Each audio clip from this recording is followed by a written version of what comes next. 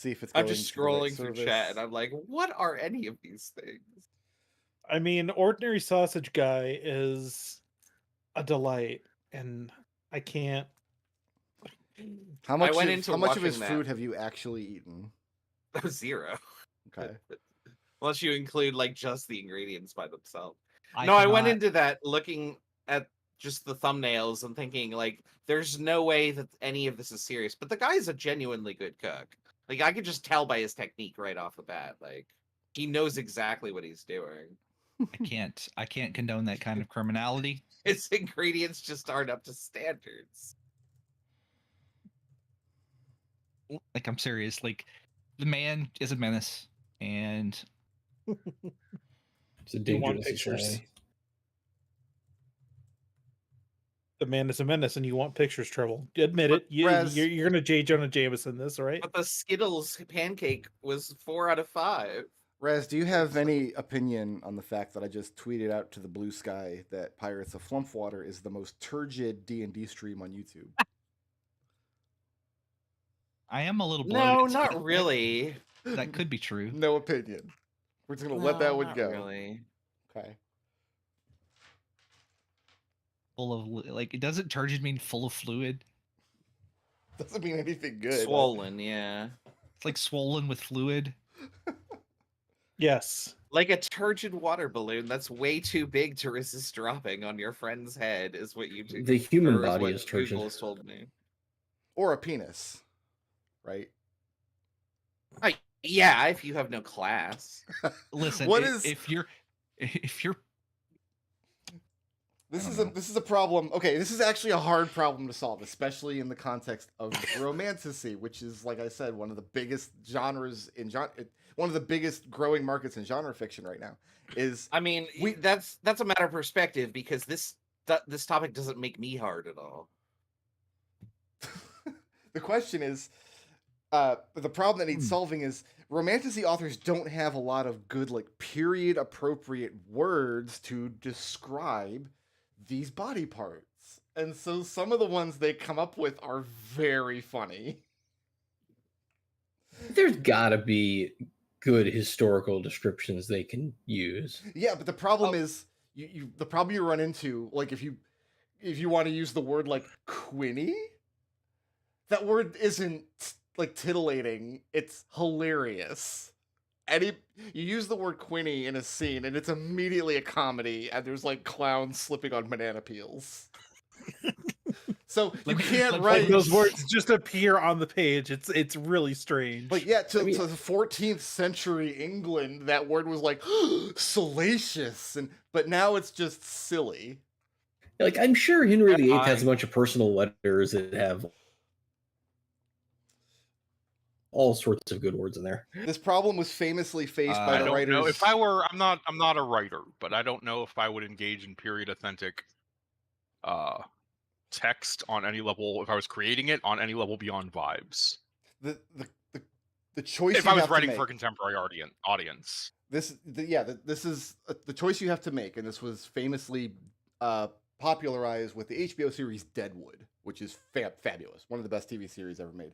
But they could choose to either use period appropriate slang, or they the engage the emotions that hearing that kind of slang is supposed to engage with.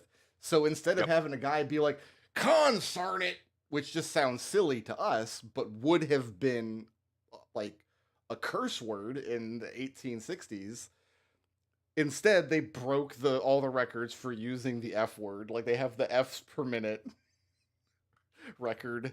wait, they beat out. Fuck.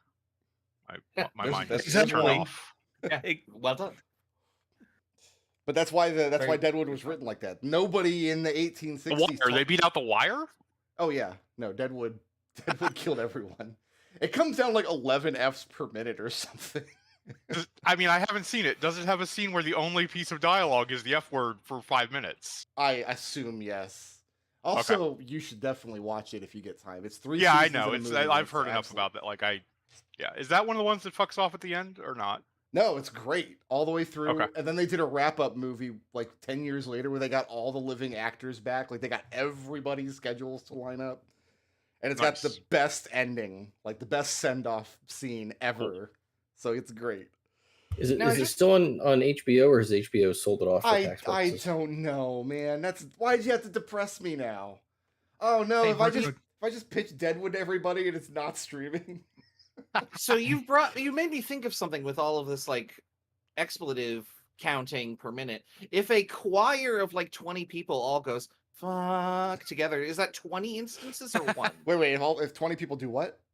They sing the if- word fuck. If a choir of 20 people all Yeah. sing and they sing the word fuck, is I that have to 20 instances or one? I would have to hear it. Can you take me there again? No, I You did don't. it. I'm not 20 people.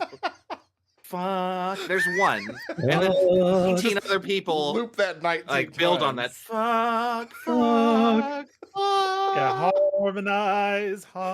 Fuck. Yeah, exactly. Hey, Brick, please. I hope you're not monetizing this video. Oh god. Please do me a favor. Yeah, Save the table because I had to redraw the line. I just saved it.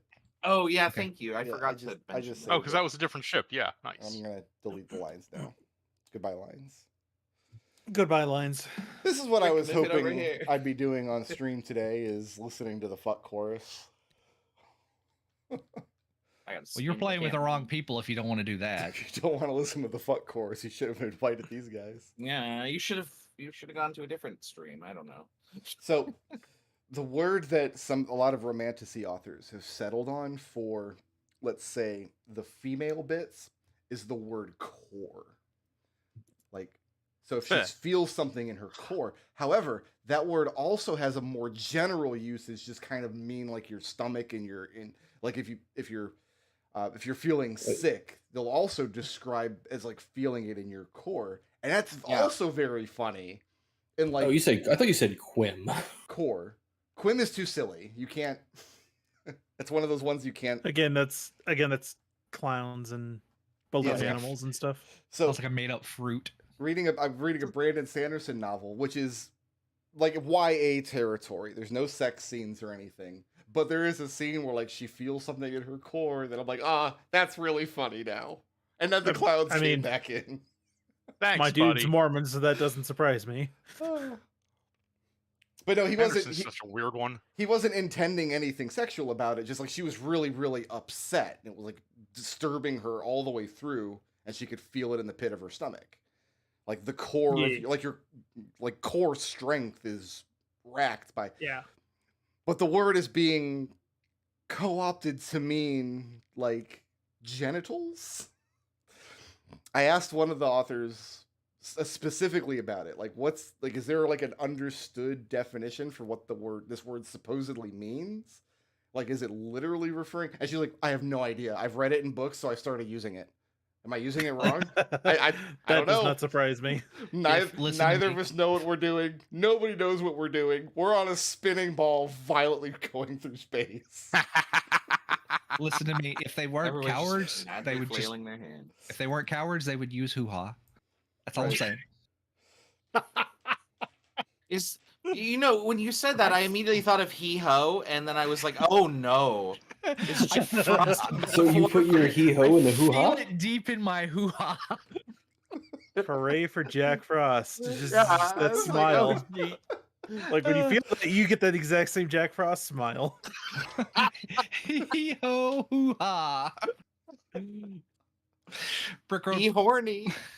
can we play D&D before they die? Yeah, we probably should at some point. Because yeah, I can't monetize this video ever.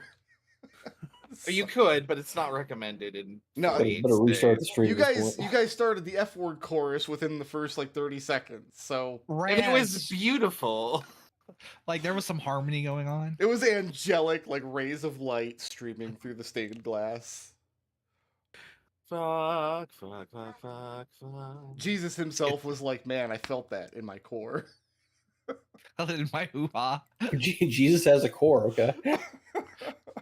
Oh my Yeah, god, we've come full Yeah, circle. Longinus put a spear through it. Whoa, that's Oof. too far. That story has such a different meaning now. Wow. Is this Yeah. the kind of material we're going to see in those Amish romances the Treble loves so much? Only the vampire one, Only I the- guarantee it. I am The so vampire happy I experience. got to make that joke. Oh Amish my vampires. God. That's a solid premise. Amish vampires. Yeah, like pretty I'm Pretty interested sure in that's this. been unexplored. Like I that's don't- probably I novel don't think territory. they need to go to space. Right? It's got a 4.2 rating on Amazon. My favorite Now, vampire is that an novel. absurdity rating or a genuine like this is well written? I want. That's only I'm 198 genuinely reviews, curious. so Was it a Chuck Tingle book? No. No, Pounded in the ass by my Amish vampires in space. oh, that could be. oh my Yeah. god, there's an Amish zombies in space too. Yeah. So it's an absurdity rating. These are, although you guys apparently unironically love Dungeon Crawler Carl, so maybe it's up your alley. There's an Amish werewolves in space also. Pounded, my Apparently, it's like a trilogy, I guess. pounded in the butt by Dungeon Crawler Carl. Listen, Dungeon Crawler Carl is really good. Okay. Fine.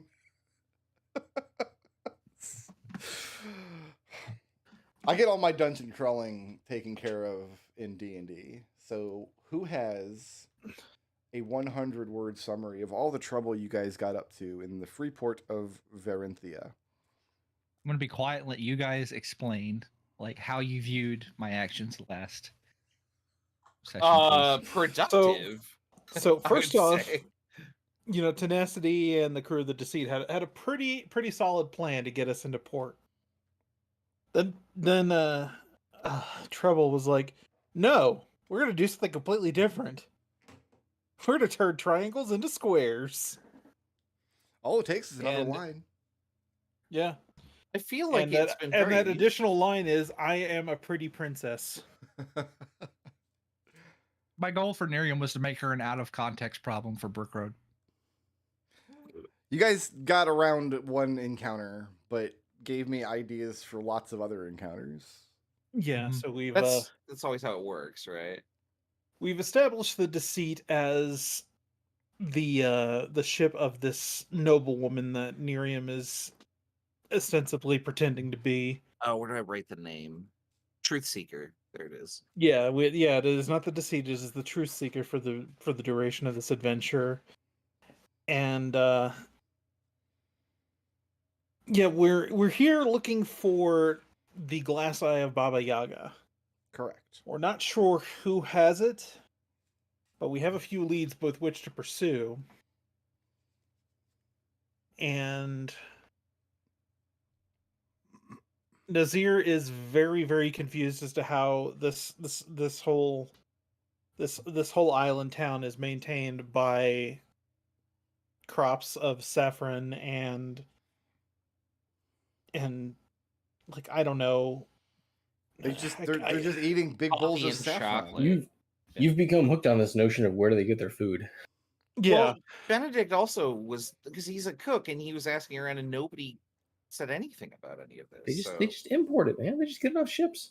But we haven't even seen any ships importing anything. Well, that's because we just got here. We got to watch their docks for a while. Well, I mean Yeah. that was probably Benny's next play, but along the lines of the summary, like Benedict went looking around for like trying to use locate object on the Eye of Baba Yaga. We know that there's like a gate to the Shadowfell somewhere here. People are saying this. Yeah.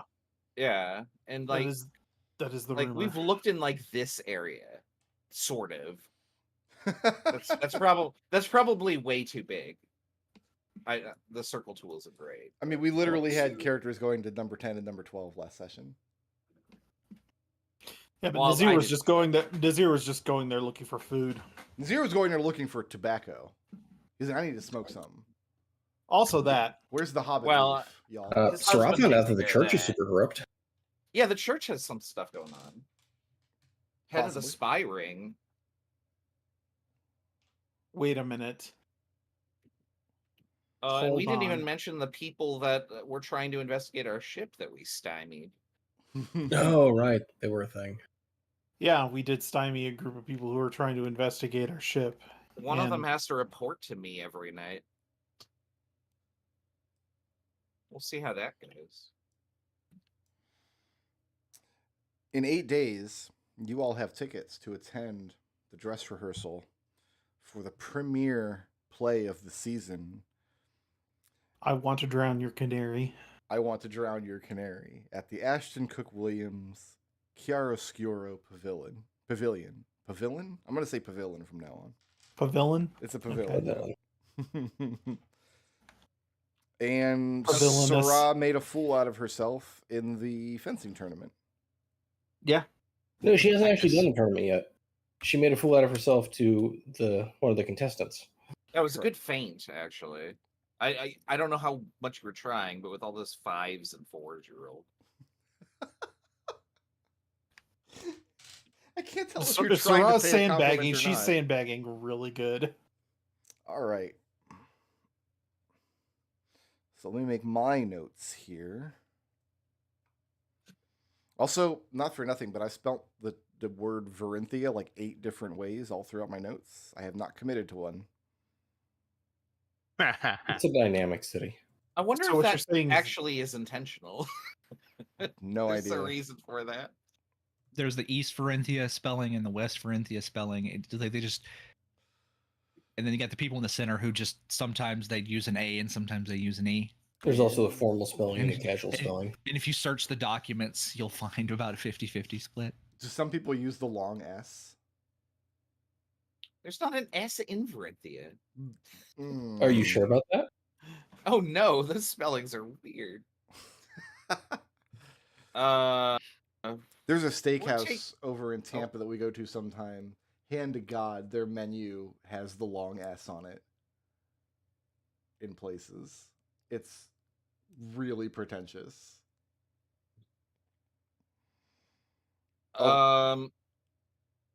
So I don't- after everything we did, I assume we can go back to we can go to sleep. Yeah, right? you guys are paying 5 gold pieces per day in order to stay at a very ritzy hotel called I the hate this Bower long rest button. Palazzo. The Bower Palazzo, yep. And we can commune on a long rest. Yeah. Yeah, go ahead and take the benefits of the long rest. As if you, Yeah, as I long as you actually- guys are I have a retiring plan for for the night, this. you don't have to. You can go out and about for the night. Ah, boo. But if you're out and about, you don't get to take the long rest. No, I think I need to re-prepare my spells before. I wanted head to off to- ask you. I posted an idea, and I don't know if this idea has any merit. I can cast Locate Object and concentrate on it. You have Polymorph. If you willingly polymorphed me into like a small object, can I still concentrate on a spell? You take on the intelligence of the form you're in for polymorph. Yeah. So all I have to do is think about the spell. If you get polymorphed into like a chair, Well, Well, okay, that probably wouldn't work, but That's not the polymorph spell only. The 4th level polymorph spell only lets you turn into beasts. So he could be like a spider, but then he'd have the intelligence of a spider. The target's game statistics, including mental ability scores, are replaced by the statistics of the chosen beast. So if you polymorph into something that doesn't have a spell casting feature, you can't cast I spells can't cast or concentrate spells. on them. I guess that would be a very existential burden for a spider to suddenly have. So my read on that is, since you gain the mental abilities of the target, is if you're concentrating on the spell and then you are polymorphed, you lose your concentration. Unless the Okay, that's form you're fair. polymorphed into has spell casting as a feature. Which Do you have most Awaken? beasts Is don't. Awaken a... I have access to it, but the problem is it's very expensive to yeah. to awaken things. Okay. I do have a desire to cast that during this campaign, but I've needed So- to buy other materials. So the intent of that was to like use the Locate Object spell in this top area that we can't reach. You can reach it. You can go through the gate. We can go through this gate freely? Nobody's tried. Nazirr seagulled his way over the wall. He flew over. I mean, he came back freely. They didn't stop him at the gate. I went over there, didn't I? No, That's where I was. only Nazirr did. Oh no, you did when you went to Yeah. luncheon with. Yeah. Uh, The old lady who she graciously gave me the tickets through a little applied Bonnet control. Frieri. Okay. Well, then I think that's going to be my plan for the day, if I can. So yeah, morning actions. Okay. Benedict is going to go in the span of 2 hours. He's going to wander around this sort of area, locate object for the Eye of Baba Yaga, and then locate object for whatever he could describe a planar gate to the Shadowfell as, Which is to what? the best of his ability. Which is what? A portal that you walk through that you then enter the Shadowfell. Okay. Question mark? Like, Well, no question Yeah. mark. You have to be specific. It's got to be an object that you can identify or one you can describe. I'm not sure if that is an object, so I'm going to just describe that. Okay. Yeah, that's the question. Is anybody going with Benny on this mad adventure? Or do you all have your own stuff to do? Ssah'ra, you're going to be required at some point today, if you want to keep up appearances at this tournament, to make an appearance at the arena. Okay. I'm good with that. We're taking morning actions right now. What are you guys doing this morning? Remind me what 11, 12, 13, and 14 are? 11 is obviously a gate, and 13 is obviously a gate, but what's 12 and 14? 12 are the Silver Hills. That's upscale nobility and whatnot. That's where Nerium went to call to that upscale old widow lady. Okay. And 14 is Varenthia Keep, currently presided over by Lord Igstool, who is the author of I Want to Drown Your Canary. And Varenthia Keep. Actually, all that interesting. Okay. I think Sahn for the day is going to be. I've investigated 5 and 6. I think I'm going to do the same sort of investigation in number 2. Okay. That's Just the go theater out. district. Yeah, let's go to a theater bar. Let's clown some theater kids. So are you just gonna go and like eavesdrops on conversations and try to figure out what the what the local buzz is? Yep. Just picturing Sahn, because he's like a 6-foot tall bug man. Yes. So I'm picturing him just kind of in the corner of a room, like the upper, like With a really cool cloak and a really cool hat. These are important. Is anyone going with Sahn on this investigation? I'll go. Sahn and Nazirr. What is Nerium doing this morning? I think I want to go to church. I'm sorry, Oh. Nerium was found religion. not Nerium. Duchess Saria Taurus. Yep. Also, for reference, Sahn isn't 8 foot tall. Bug man. Oh, so you're Bug like 8 man. feet tall? Okay. I'm 7. Now- I'm 7'8". That's Are the you 8 maximum. feet- That's the maximum allowable height for a thri-kreen. Are you 8 feet if you like stand upright totally? Because like most thri-kreen, I imagine would be like leaning forward at all times. Wow. Well, I mean, like I'm imagining how a praying mantis would stand. They don't stand vertically. Slightly terrifying. Thank you, Raz. No, I would like to go to the church because, like, we learned that the person that hired them, that Nerium has already sent a message to, if I recall correctly, was the church, Yes. right? It was the The man you sent a message to was a restaurateur right. that I think Sahn had. He was a go-between. Yeah. Yeah. Right. So you're just gonna make a call on the cathedral. So Ssah'ra was going to go to church to do her morning prayers and try to get info. So I guess she can invite Nerium. Let's go, come pray with me. So Ssah'ra, are you keeping up the facade that you are a member of the Duchess Saria's envoy? She's a traveling pilgrim that got picked. So she told the church that she was a traveling pilgrim the last time she was there. Yeah. Well, So is that what now?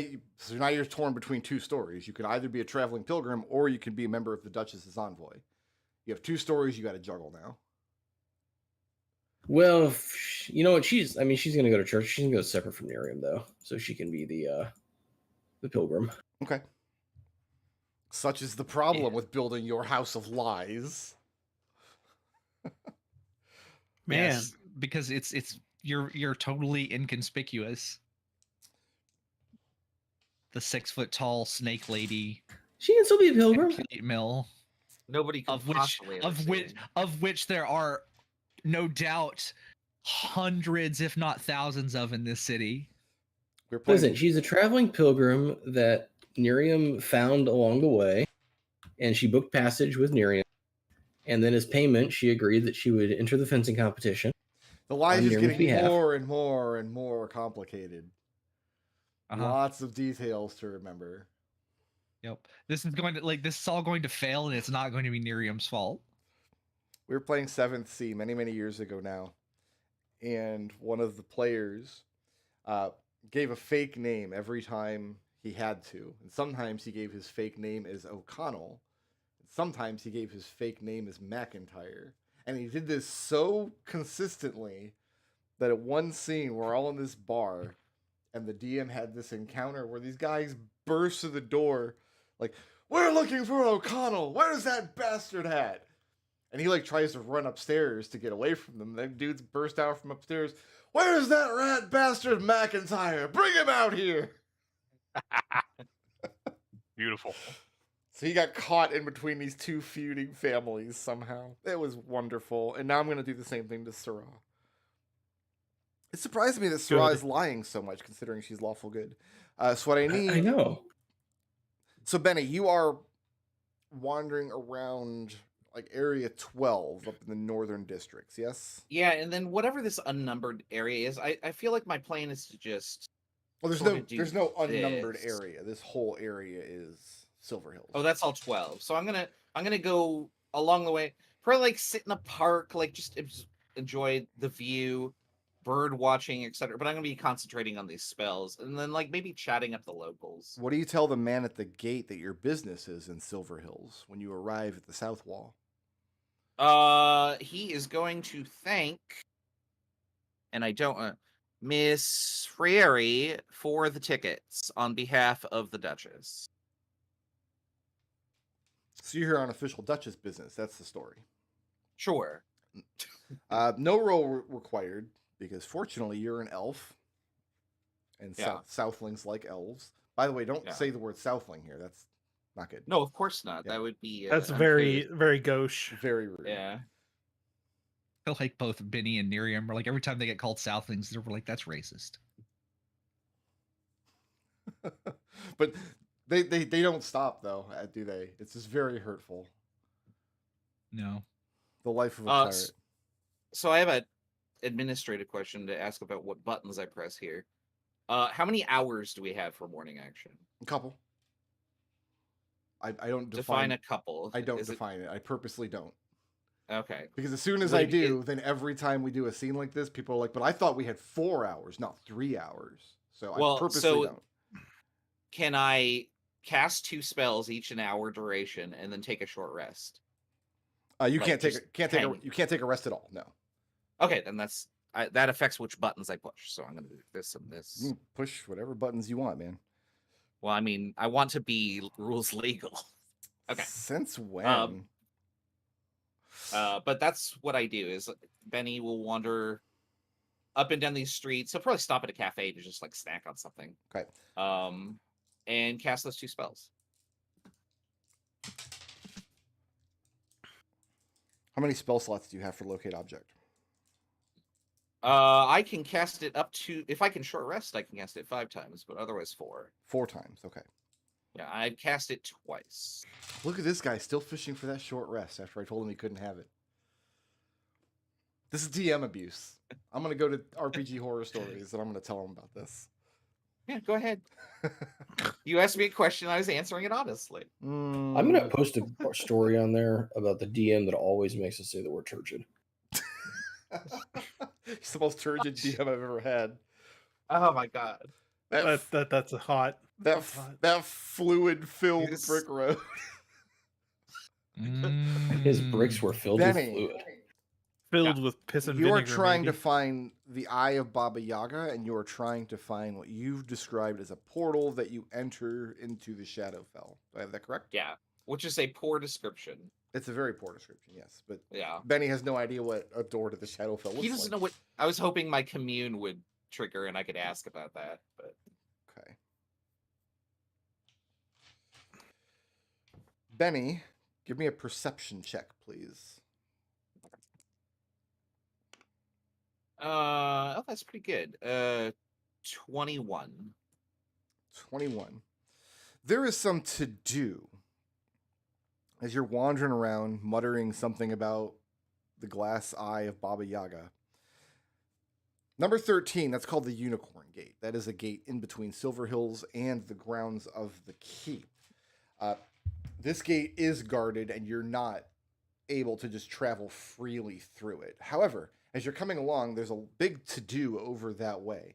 A huge, gaudy theater wagon bearing the colors of the Chiaroscuro Pavilion sits there. And there's some kind of argument between the theater workers and the men at the gate, the guardsmen. I'd like to listen in on that. How close do you want to get? Is there a crowd encircling it and watching? No, there's not really enough foot traffic in this area of the city for crowds to ever build. In fact, this time of day, by mid-morning, anybody who lives here who has business in the city has gone south to do their business in the city. So these are nice, quiet, idyllic, upscale neighborhood streets. Then he's going to stand within earshot. And then just look the other way. Listen, but not look. Okay. They're arguing about a shipment of mannequins that Lord Igstool had demanded he be allowed to provide, that are now 2 days past due. And the guards are not going to let the theater men through the gate, and the theater men are saying we can't load all these mannequins into the wagon from 600 yards away or whatever it is. This is ridiculous. This is what the argument is about. They want to get through the gate so they can load up these heavy mannequins, and they're not being allowed in. I mean, Benny has no horse in this race, so he doesn't feel any obligation to help here. Okay, so you listen for a few minutes. He's gonna listen until it sounds like he doesn't learn anything new, and then carry on And be on his way. Yeah.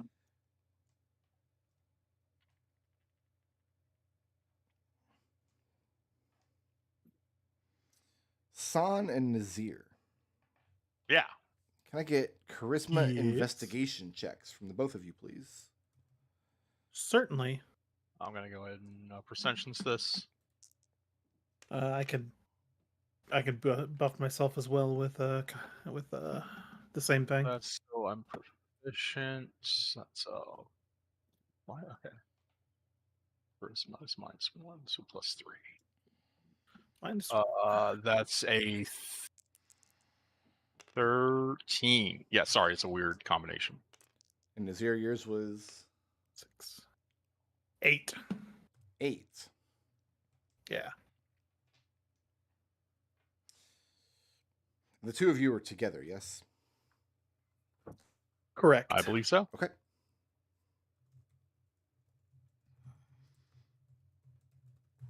Bear with me just a moment. Yep.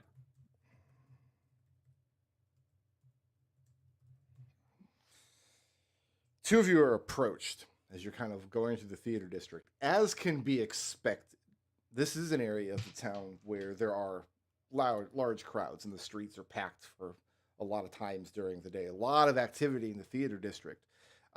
But the crowds always seem to part for the two of you because you're a 9-foot-tall bug man and a giant orc. Yeah, you guys are horrible monsters. Like, literally, actually monsters. I'm a monster. A monster. Oh God. Well, there's a blip for me to take at the end of the session. Nazirr, you are approached as you're turning down one of these alleys, coming back out into the thoroughfare. Almost immediately accosted. In fact, roll initiative. Both of you. Oh, okay. Rude.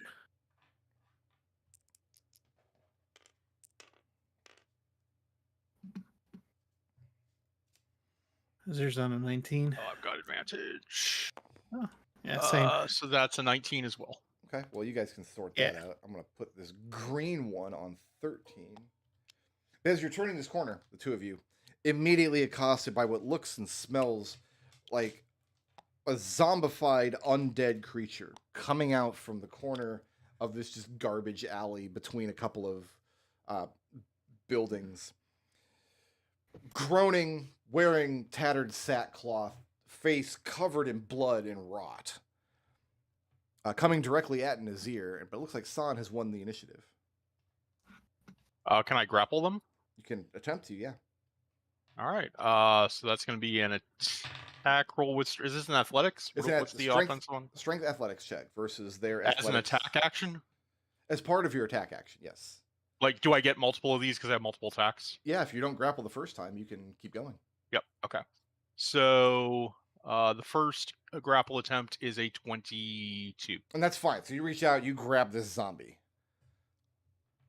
Well, hello there, friend. We don't need any trouble. Is that the end of Sahn's turn? And I'll say that into their mind. It's telepathically? Okay. Yeah. The thing has a mind, and it seems afraid that you've just grabbed it, but it seems afraid in a very human way, not in like an instinctual monster way, which is what you might expect from a zombie. Nazirr. I'll watch and see what he does after getting grabbed by a 20-foot tall bug man. Hasn't done anything X. It's not his turn. He's going on 13. So you're just doing Yeah. nothing. I'm gonna dodge. Yeah, Sahn, the thing is struggling against you, but where you would expect a zombie to maybe ignore being grappled and continue to like, just beat on you or try to take a bite out of you, he's struggling like a human man. Okay. And eventually, after a few moments when he regains his composure, all right, I meant no harm. I realize I must look a fright, but is this really necessary? I mean, I'm not holding him particularly hard. Yeah, he works. And I'll actually say that into his mind. That's my reaction, as I say that into his mind. All right. A man who doesn't know his own strength. Jolly good. My strength is 11. I'm fine. Jolly. He rolled a 3. Okay. Jolly good indeed. Who are you and what business have you with us? And are you releasing him at this point? Sure. Okay. And he... But I'll move so that he's between me and Nazirr before I release him. Okay, that's not terrifying at all. Now this guy is surrounded by monsters in this little alley. But he kind of makes a show of brushing off his... I mean, he's not wearing a suit or anything presentable. He's wearing tattered sackcloth. So no business at all. Just it looks like I ducked into the wrong alley, I suppose. And he's like staring up at both of you. I would like to make an investigation check to see if this is actually a zombie or if this is a human in makeup. Oh no, it's a human in makeup. Okay. 100%. Figured as much.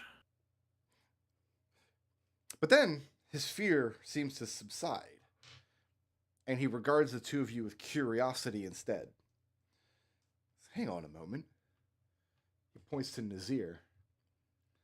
Says, forgive me but noticing, friend, but you wouldn't happen to be an orc, would you? Indeed I am. What of it? And your friend here is some sort of insectoid offshoot of an orc? We call him Sahn. I have never heard of Sahn tips his hat. I've never heard of a Sahn before. Well, he spent enough time on the sea. The man, I mean, you tip your hat, and he reaches up he's not wearing a hat, but nonetheless he reaches up, kind of catches himself. Oh, I'm not wearing a hat. I can't tip in response. Nonetheless, he gives you a respectful, a bowing nod. As it happens, gentlemen, yes. That suits. Yeah, that's fine. I have the pleasure of being Mr. Penny Thistle, the head financier and operator of the Penny Thistle Players, and we have need of men of your stature, let's say, as a part in an improvisational experience we are casting for later today. I wonder if you have any interest in, and he makes a little flourish with his hands, the theater? I'm gonna open a mind link to Nazirr and say, this seems like a good as way of any to get some information. Indeed. Sahn makes his best attempt to mock thinking for a second and then nods. Note, Sahn has a -1 charisma modifier. Okay. So here's what he needs. His little theater troupe are one of the minor players in the city. I guess I can zoom back in on the city, and I don't need to be on the initiative order for the next 10 minutes. I get lost in my notes and I lose track of where the actual camera is pointing, and I just have large tracks of video in the VODs that are just off in space doing nothing. I'm sure it's a pleasure to watch. But no, he's got this little theater troupe, this little ramshackle production troupe that doesn't have a theater house of their own, but they put on like improvisational skits and plays and things. And today he has use for casting monsters as the villains in this little improvisational play. In fact, he is so desperate for such a part that, as you can see, he has dressed the part himself as what he says, a vampire. As he flourishes his sackcloth. And Sahn kind of looks at him, tilts his head. Yeah. You weren't going for a zombie? Oh, I must admit I don't have much academic knowledge of the types of creatures, as I imagine the two of you fine gentlemen must. There's, I'm sure, much you can teach me about the ways of monster folk. Well, it is a bit gauche to refer to us as monsters. Nah. You know what? What was Nerium's assumed name? Duchess Ssah'ra. Ssah'ra calls me a monster all the time. It's fine. Very distressing that she does. You men are in the employ of the Duchess Ssah'ra. Indeed. You see his eyes light up. Like in cartoons where he sees dollar signs flashing above his head. Go ahead and give me insight checks, the both of you. Yep. That is an insight of 15. 15? How'd Nazirr do? Badly. Badly? 8. Nazir's like, I know I'm a monster, but I'm a monster that kills other monsters. It's not nice for him to just say it. Yeah. Didn't have to say it that way. It's like, I might be a monster, but a guy's still got feelings. That's true. Sahn, Mhm. your grifter alarms are starting to go off with this guy. Okay. And he says, he asks if he casts the two of you in this performance, if there's any chance that perhaps the Duchess Ssah'ra will make an appearance in the crowds. This could be excellent for business. I'm gonna psychically tell Nazirr. I don't think this guy. I think this is a good way to lose some of your hard-earned coin, Nazirr. At this point, So we what kind of turn down. performance fees do actors get? Monstrous actors who are very in demand and rare. Well, this is where he kind of gets demure a little bit and shuffles his feet, and he admits that he's not able to pay you in coin, but he's a very influential man to know here in the theater district. He's people who knows people. And is there anything finer in a city like Varenthia than making an appropriate contact?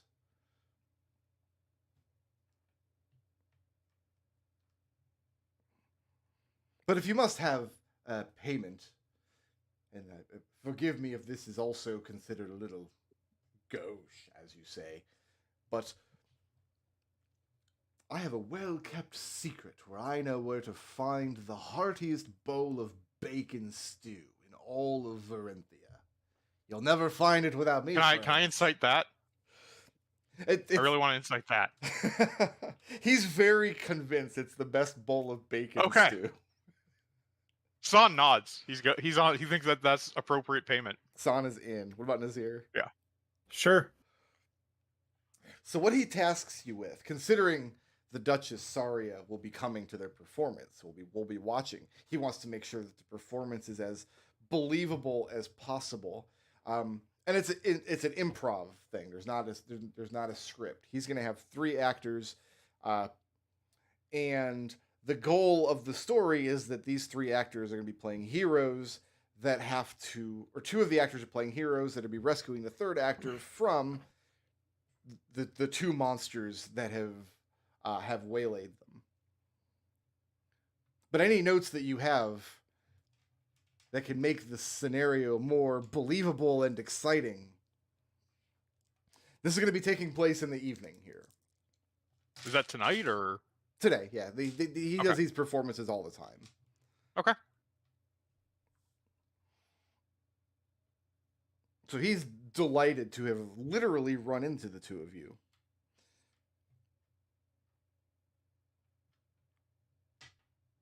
Pleasure's mine. And then he saunters back off the way he came. If there's nothing else for Mr. Penny Thistle. Nerium.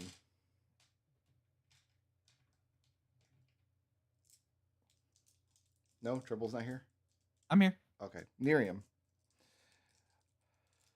Is Nerium a virgin? Is Nerium? No. No, not even a little bit. Uh-uh. So when Duchess Ssah'ra comes into the cathedral, and obviously the cathedral acolytes step forward to greet her and bring her in, one of the first questions that she is... In fact, she, the air around her probably turns the opposite of It's the darkness lighting up. It's she just turns black. That's just no. I mean, she is technically a married woman, right? Well, the questions they begin accosting you with are whether or not you're with child. Because obviously you're not a virgin, and the only man you could have slept with is your husband, the Duke. Mm-hmm. That's their assumption, anyway. And Ssah'ra, you've landed on this flimsy house of cards where you're both a pilgrim and a member of Nerium's household. Is that where we're at? Yeah, she's a pilgrim, and Nerium has temporarily requested. She asked Nerium for a ride. Okay. They're inclined to give the Duchess a great deal of their attention if the Duchess has come to spend the morning in prayer. Nerium is basically going to say that she heard that the high priest of this facility? The Archbishop of the Church? Yeah, is that his rank, Archbishop? Archbishop, yes. Yeah, the Archbishop was one of the paragons of the community, and that I basically felt like it was only respectful to introduce myself and pay respects. Requesting an audience? Yes. They inform me that the Archbishop is a very busy man, but they could try to send a messenger to him. That is acceptable. At which point they send one of the I- acolytes. They have you write out whatever message you want. Yeah. Basically, it's just a flowery, hey, how you do? Yo, sup, Archbishop? Yeah, basically. Flower, like a lot of empty platitudes and I heard you like God or whatever. flatter. Yeah, I heard you like unicorns. Yeah, like have you been to DeviantArt? There's a lot of unicorns on there.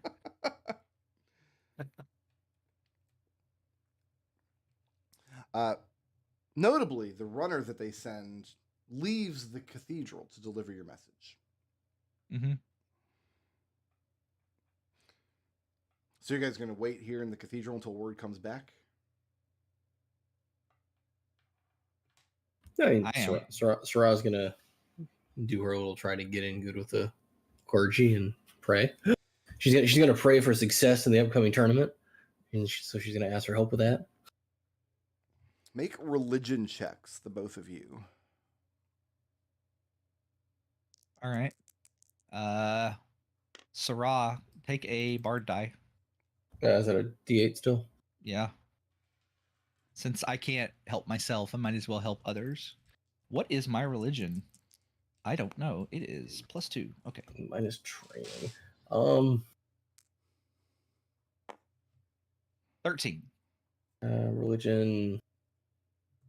So if you're not proficient, you don't get any bonus to it. Don't add your You proficiency. You get your stats. intelligence. Okay, that's what I thought. Yeah, just your intelligence. That's gonna be a base of 16 at 22 with the bard dice. Showing Benny up over here. So 13 and 16? No, he said 13 and 22 is what he had. 22, okay. Hey, now Benny knows which altar he kneels before. Benny, we're on session 39. Everybody in this group has trained multiple skills at this point. It's on you that you don't know anything about religion. Yeah, I mean, he doesn't need to know anymore, is what I'm saying Mm. here. That hasn't caused any trouble for you ever. Oh, never, not at all. Excuse me. 0 here on my religion. Excuse me very much. I haven't done anything useful with any of my downtime the entire thing, and I don't like the insinuation that I would do something like train a skill. The Duchess, You're a bard. You have every skill. you are complimented on the piousness and religious adherence displayed by your servant. In case that went over your head, when the nobility receives a compliment in this way, it is a backhanded insult. They're Huh? saying your servant is better at this than you are.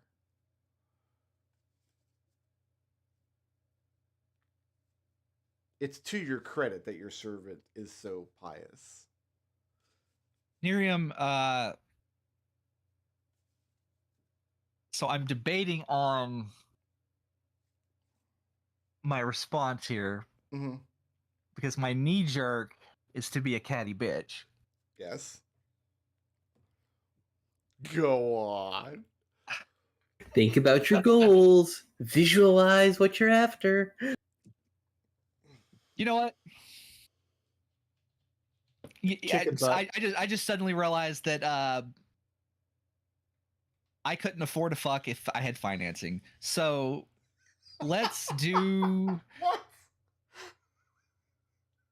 What a great expression. Oh my goodness. Basically, what is a good way to say this? He goes, well, I am not as well versed in the. I know what I'm going to say. I'm not as well versed in the tenets of such minor religions. Okay.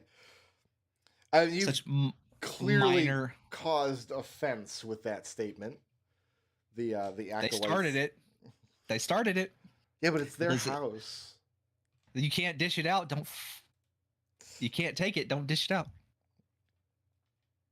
Don't start none, won't be none. Yep. Ancient desert wisdom. After that, the acolytes give you more space. A very cold politeness. That's fair.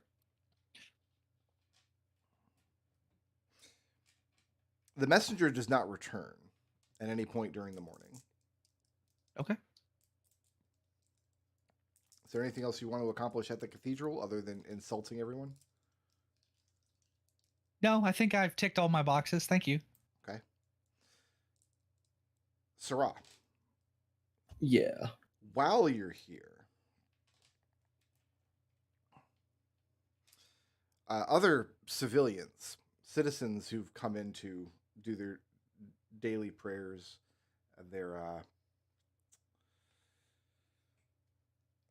some of them approach you now and again and ask for minor blessing for little things, sick child at home, praying for fertility or whatnot. You're just strangers approaching you, asking you to assist in their prayers.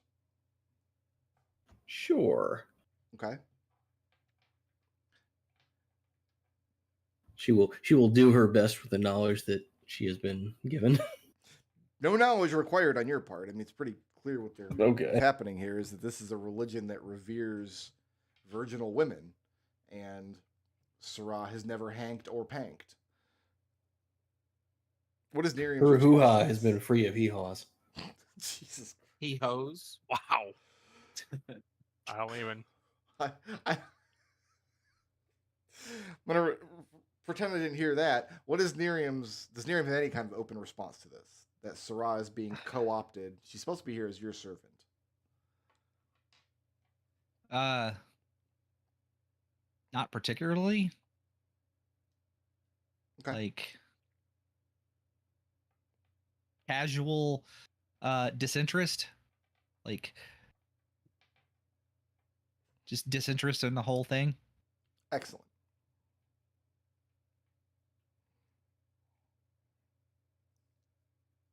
And when the messenger does not return this morning, are you guys staying in the cathedral on in the afternoon? No, I passed my No. message along and saw the beautiful. It's basically on her way out. Nerium's going to compliment such fine architecture. On you don't usually see it in such esoteric religions. Usually, it's a couple of rocks out in the wilderness. It's literally the largest free port and center of trade in the Southern Ocean. Nerium is walking around Manhattan going like, such a quaint lifestyle these backwoods folk have. So, on her way out, Ssah'ra will comment to the high priest that she apologizes for her mistress losing her virginity in such terrible circumstances, left her with anger issues. Oh, you don't see any high priests or anything. These are just Oh. low-level acolytes and whatnot, tending to minor details. Well, whoever she insulted. And nobody important shows themselves the whole time you're at the cathedral. That's fine. She's still going to apologize to whoever that was insulted by Nerium's. Benny, Yes, sir. erase all of your castings of locate object. They availed you not. Okay. What's your F? What are you That's spending? what I suspect. How are you spending your afternoon? Benny is going to go to the docks and investigate to see if there is any food being imported. So when you say docks, you have three options. There Ooh. are the high ports. That's where the Truth Seeker is currently anchored. High ports are owned by landowners, important Southling dignitaries. This is not a merchant district. This is where owned That's vessels. where nobles come in. Yeah. Basically, yes. You guys were not supposed to be docked in the high ports. You were supposed to be docked in the low ports. This is a merchant district. This is where trade ships would come through. This is where I had this whole encounter designed for you guys to come through this strict customs situation. I gave everybody a little like magic ring to help you get through the zone of truth. Your third option isn't numbered, but it's kind of down here in the middle. This is a fishing district. Fishing boats that go out in the morning, come back in the evening, hauling in the catch. Which docks would you like to go to? Oh man, I could see this going both ways, but my gut is telling me let's go fishing. Go fishing. Is anybody going fishing with Benny?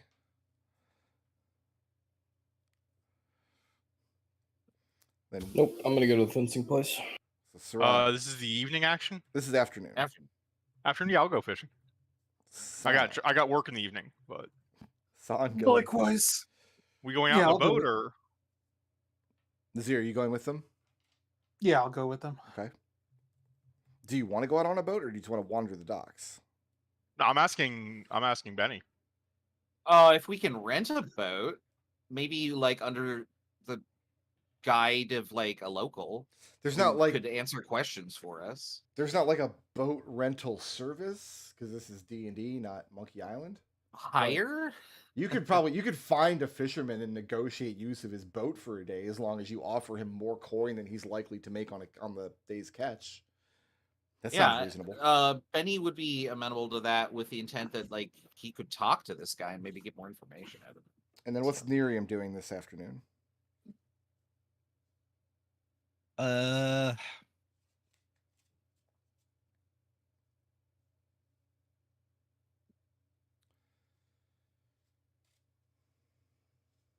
don't really have anything I want to do. This is usually Nerium's nap time. Yeah. Rolls around 2 p.m. She's like, in time for my nappies. Like, she's an elf. She doesn't have to sleep, but she does it anyway. What's 5? This is like the original city. This is 5 is a place called church. Dry-Glide Gardens. There's a lot of fresh open air markets. This is where they went to previously to like, hey, where's all this food coming from? So yeah, predominantly a market district, but dealing with a lot of very fresh meat and veg that seems geographically impossible. okay.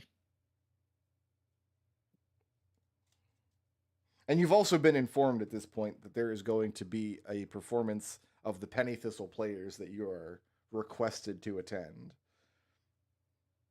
Where is that being held? That's going to be just on the streets of the theater district. Very low class, very beneath the airs of nobility, typically. But you've been vouched for by your monsters. Okay. Well, I tell you what, Nerium hears that, and she is going to go and do I know where at in the street? Basically, I want to like purchase Tomatoes? Get a crate of those good fresh veg from the glade over there, and like I want to make seating. Like if it's going to be like in the streets of the theater district, I want to like find like if there's like a concierge in the city, like in the hotel we're staying at, and there better be 5 gold a night per person.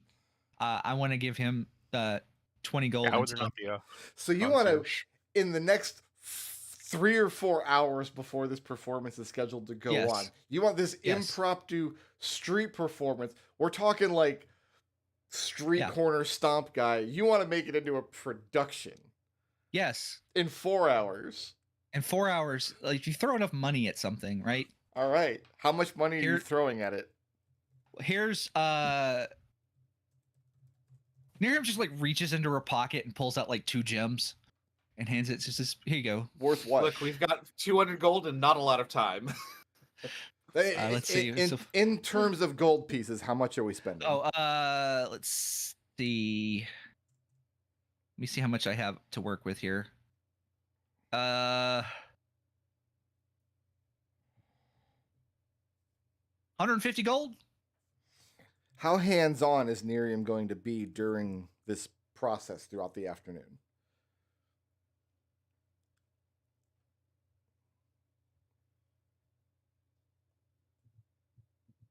Very. Like she's going to like if I'm going to be sitting here, I'm going to be comfortable, and there is going to be we're not sitting out in the sun, and like this is going to be befitting my station. Okay. Essentially. Now, this is going to put you in direct conflict with Penny Thistle, who, upon first meeting you, is delighted. Right. But as it becomes apparent, because you're showing up, you've got guys behind you carrying chairs and pavilion and canvas. lumber. I'm building a stage. Like we're just building like a quick, like they're just building a platform to work on. There's drapery. So this is Setting going to up cause tents. massive conflict for Penny because any fallout of this lands on his shoulders. Is his production. Right. And- Exactly. I don't care. All afternoon, like he starts out the day like thrilled that this is all being, but as it becomes his problem, Like I've hired caterers.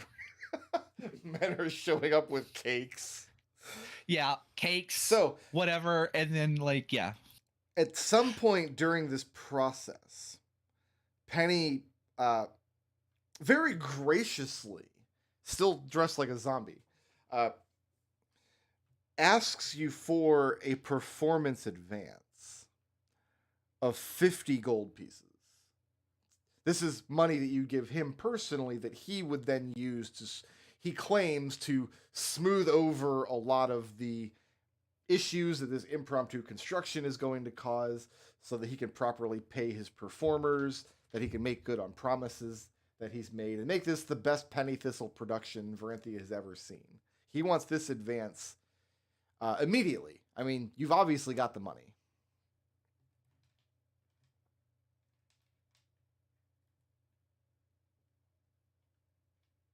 Let me think. Because my knee-jerk reaction Mm-hmm. is to be a catty bitch. Bitch. Because I'm assuming Sahn told me that this guy is a grifter. Yeah. And that's why Nerium is treating him this way. Right. She's making his life difficult on purpose. And his assumption, like, if my life's going to be this difficult, I'm having my own production wrenched out from my grasp, I at least want to walk away with some gold. She basically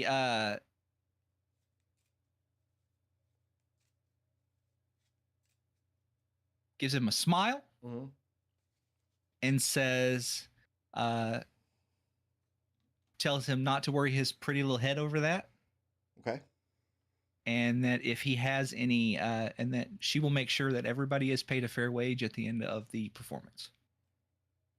And that she expects it to be a good one if he has roped her retainers into it. Okay. When you say this, is the implication that he also is going to be paid a good wage? I said what I consider a fair wage. What is that exactly? This is a quiz. No details. A direction. No details. So he spends the whole afternoon badgering you for details about that number. Basically, I am playing. I'm playing verbal Aikido with him, just dodging every question he asks, Ssah'ra, making this as difficult for him as possible. Yeah. make me 3 attack rolls using either a short sword or a rapier. Okay. Actually, before you make those rolls, is Ssah'ra's intention to advance as far in this tournament as she can? Yeah. Okay, then yeah, make me 3 attack rolls. If you have a way to turn those into advantage or give yourself some bonus, you can do so.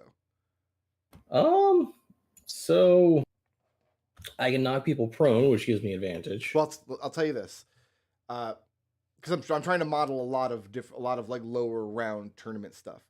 Yeah. You're willing to spend your action surge, which I think you get once per rest, correct? Once per short rest. Once per, yeah. If you're willing to spend your action surge, I'll let you make one of these to hit rolls at advantage. Yeah, I'll do that. Okay, so give me 3 attack rolls. You can make 1 at advantage with the assumption that you're using your action surge in that bout.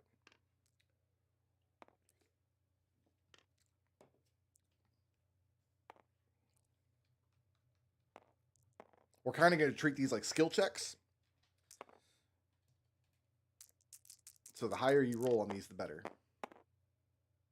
Okay, so one's going to be a 13, one is going to be a 25, and the other is going to be a 28. A 13. I rolled a 4. Oh, I thought you rolled that at advantage. Okay. Well, I rolled the 3 of them at once. Got So it. Okay. you want me to do a certain order? No. So you got so 13 is the lowest you got? Apparently. 13 is still pretty good. We can say that's like the first one.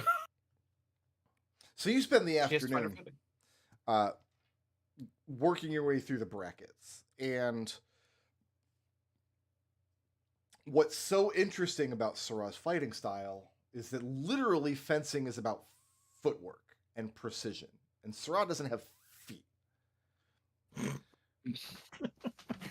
So the way that she moves during a fencing match distinguishes her amongst all of the other competitors. She has absolutely no difficulty rising through the ranks, tearing out these bouts. You're what, a level 9 fighter? Level 10? 10. So yeah, absolutely no problem. Fencing requires agility, precision, good decision making under extreme stress, and Ssah'ra has all of these benefits in spades.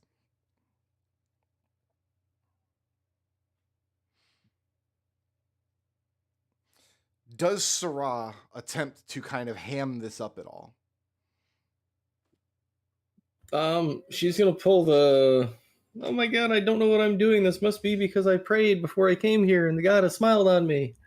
So you're going to attribute your skill at martial prowess to prayer at the temple. So now you're a pilgrim who was hired on by the Duchess and is also an expert fencer. This is such a Ssah'ra story. This is the third coming layer. together. Like, she's not building 3 small houses of cards. She's building 1 giant house of cards. Like, this is the Well, house. she's Yeah. got 3 separate stories of cards, but then they're all going to unite on like the 5th tier. No, see, so Ssah'ra was a sellsword who was tired of all the killing, so she went on a quest to find religion. And so in her pilgrimage, she just found out that she needed to travel to this island, and Nerium was looking for people to crew her ship. So Ssah'ra volunteered that as payment for coming to the island, she would, help out Nerium. What's important is that all made sense in your head. In reality, That's she's the looking that's for the a trick in man. keeping it consistent. Okay?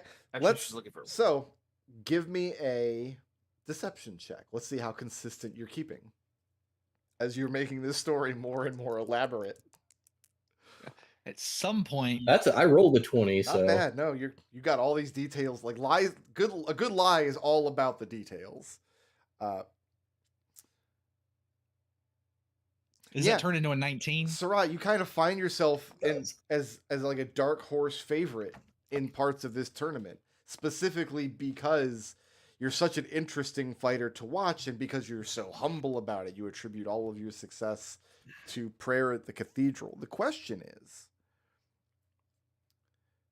when you're praying at the cathedral, and I'm looking at the name of this god, and I know I pronounced it last session, and I just don't want to even try anymore. Ecthithgurn. Ecthithgurn. It really sounds like Weird. It's also that word isn't typed how it should be. It's like from the Greyhawk wiki. It's an actual obscure D&D god of unicorns and Pegasi. Like, the question is, what Ssah'ra, do you revere the unicorn aspect of Ecthithgurn or the Pegasus aspect? Give me a religion she's been check. praying. Before answering, give me a religion check.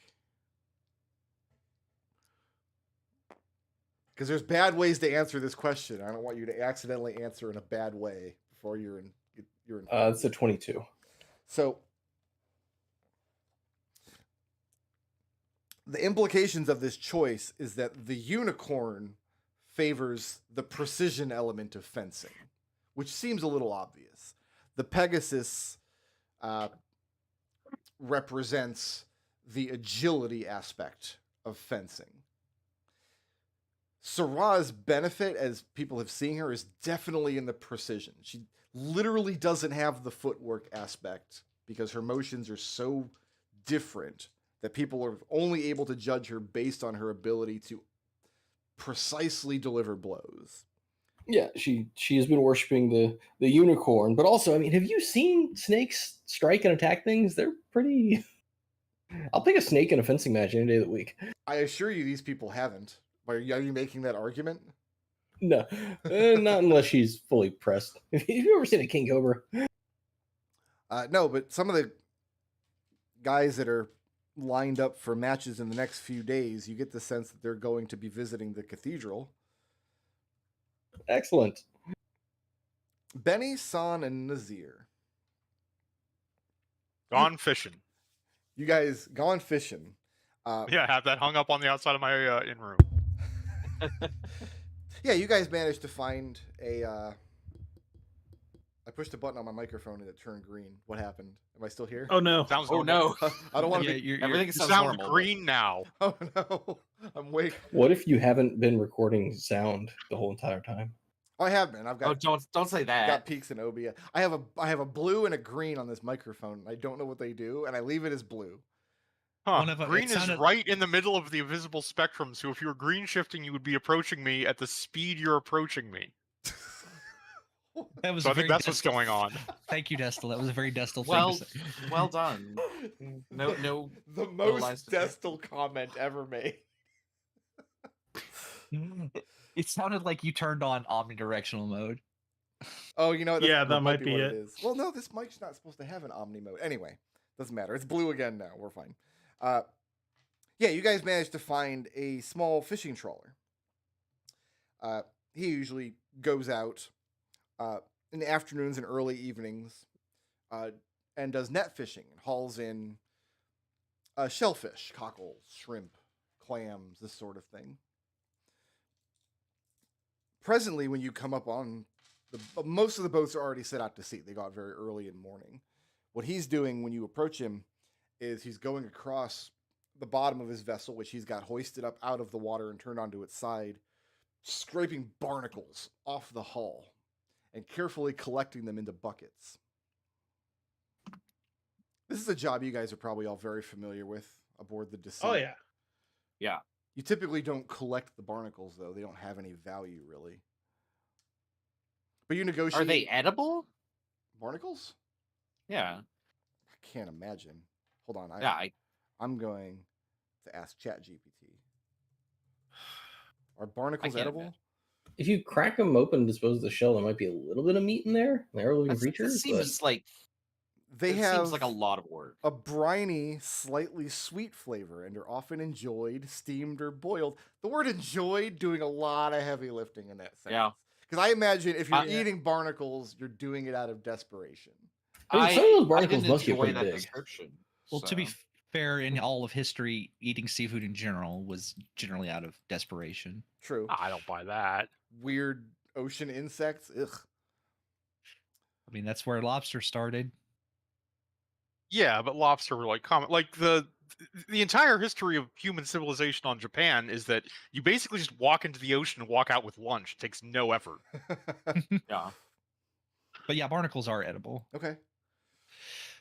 But he's not harvesting them in a way that he's going to like steam them or boil them. He's just collecting all the detritus into big buckets.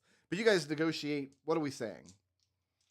How much are you going to compensate him for use of his boat? What's well, a, Benny what's a, asked what's him a what he- skilled worker make in a day? 1 gold piece? Am I remembering that right? Something like that. Seems I appropriate. mean, Benny will give him 3, 1 for each person. Okay. Yeah.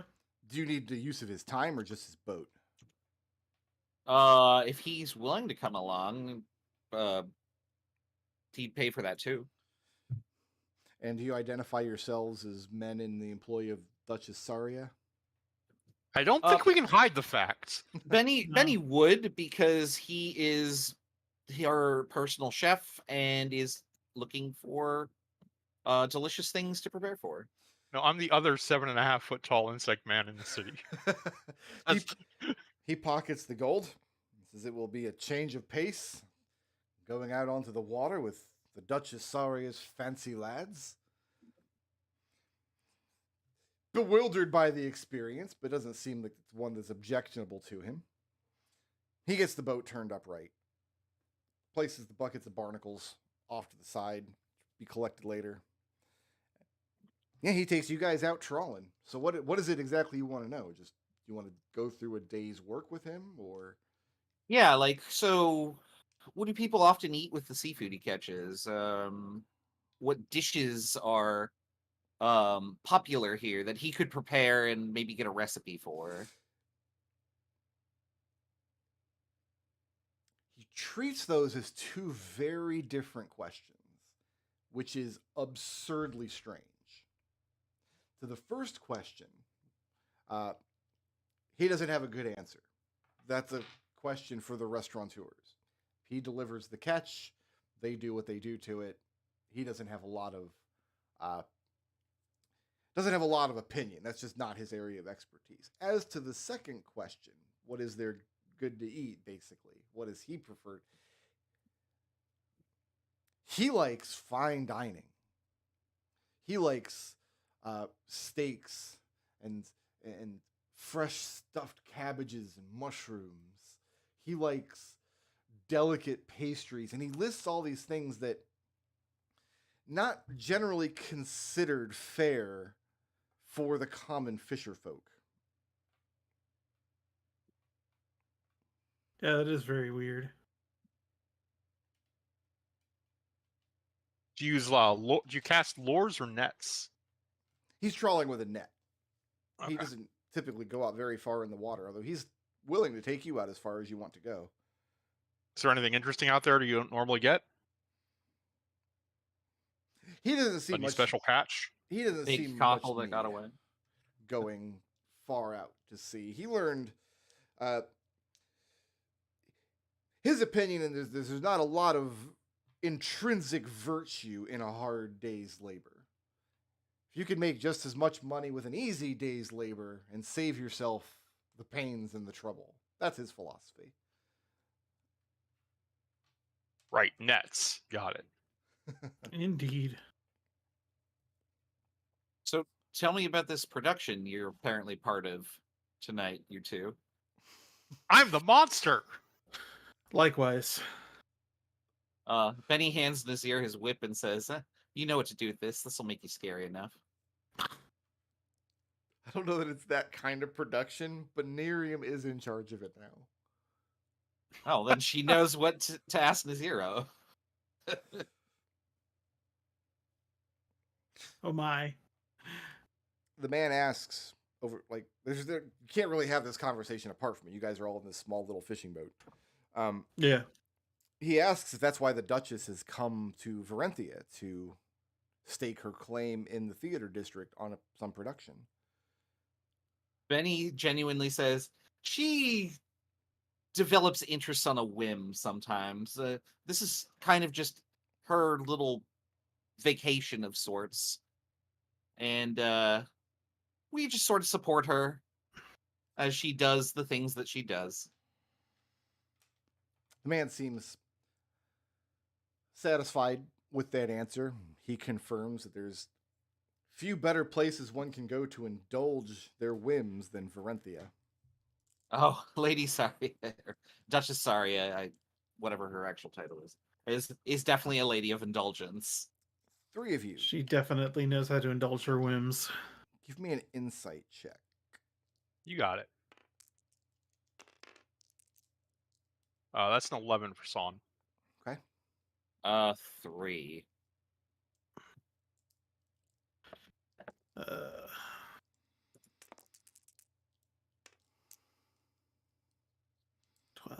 14. 14. Nazirr, Sir. you spent most of the day yesterday wandering the farms and whatnot, and sampled from the upscale restaurants. You had a meal basket put together.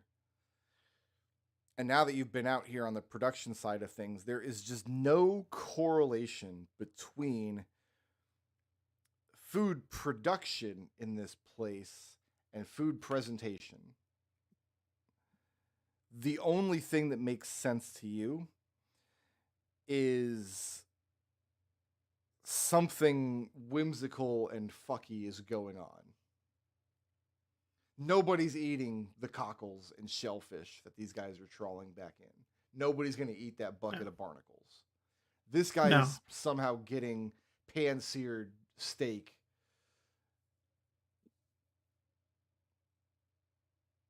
on a place where there's no cattle or livestock.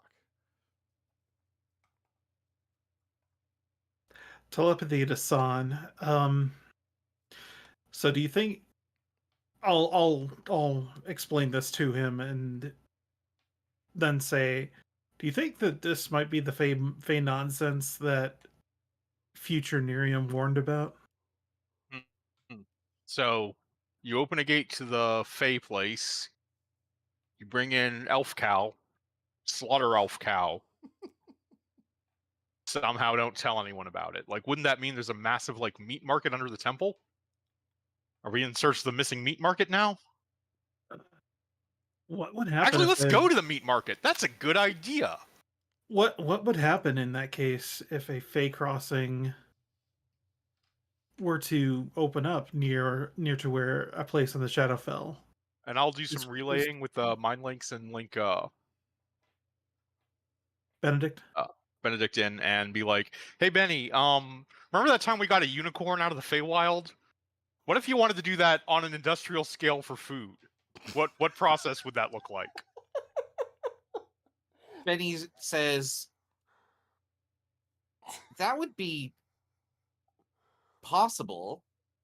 In fact, I had some ideas about the gate that I've been looking for. Like, what if the farm is on the other side of the gate? I don't know anything about the Shadowfell. I don't know. Maybe crops grow really well there in the shadow, and then he sort of. But I did have an idea here. What's this guy gonna do with all of his produce? Like, If they Like, don't, where- maybe the lower classes eat it. He seems like middle class, right? Working class. Benny's gonna ask the guy. So when we get back to the dock, who do you take this to? Can we meet up with the guy?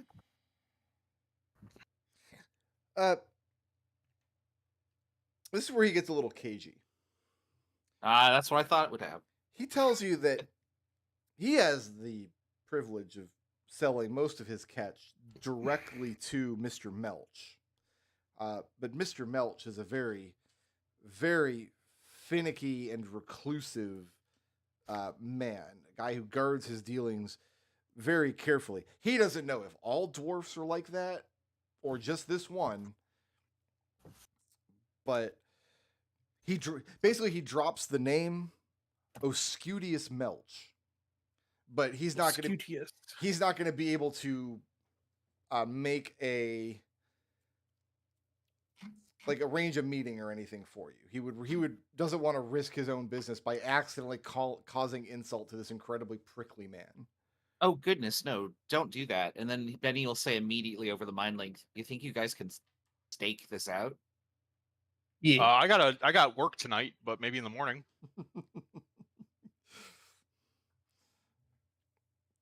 I think we have a plan here. Yeah. Okay. No, I think Yeah. we've got a plan to proceed. Then the old fisherman tells you pleasure doing business as you guys come back in.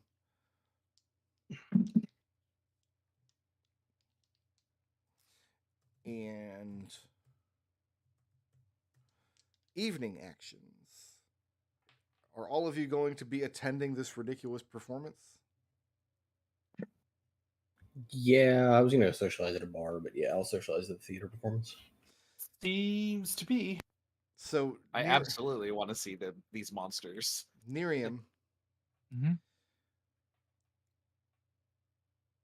Short Yes. answer to this question. When the town guard arrive and you're occluding traffic through the district with this stage that you're building in the middle of the street, what does Nerium do to assuage them? I'm assuming you don't. Assuage. I'm assuming you don't pack it in and call it off. No. Okay, so what do you do to get the guard to not bring the hammer down?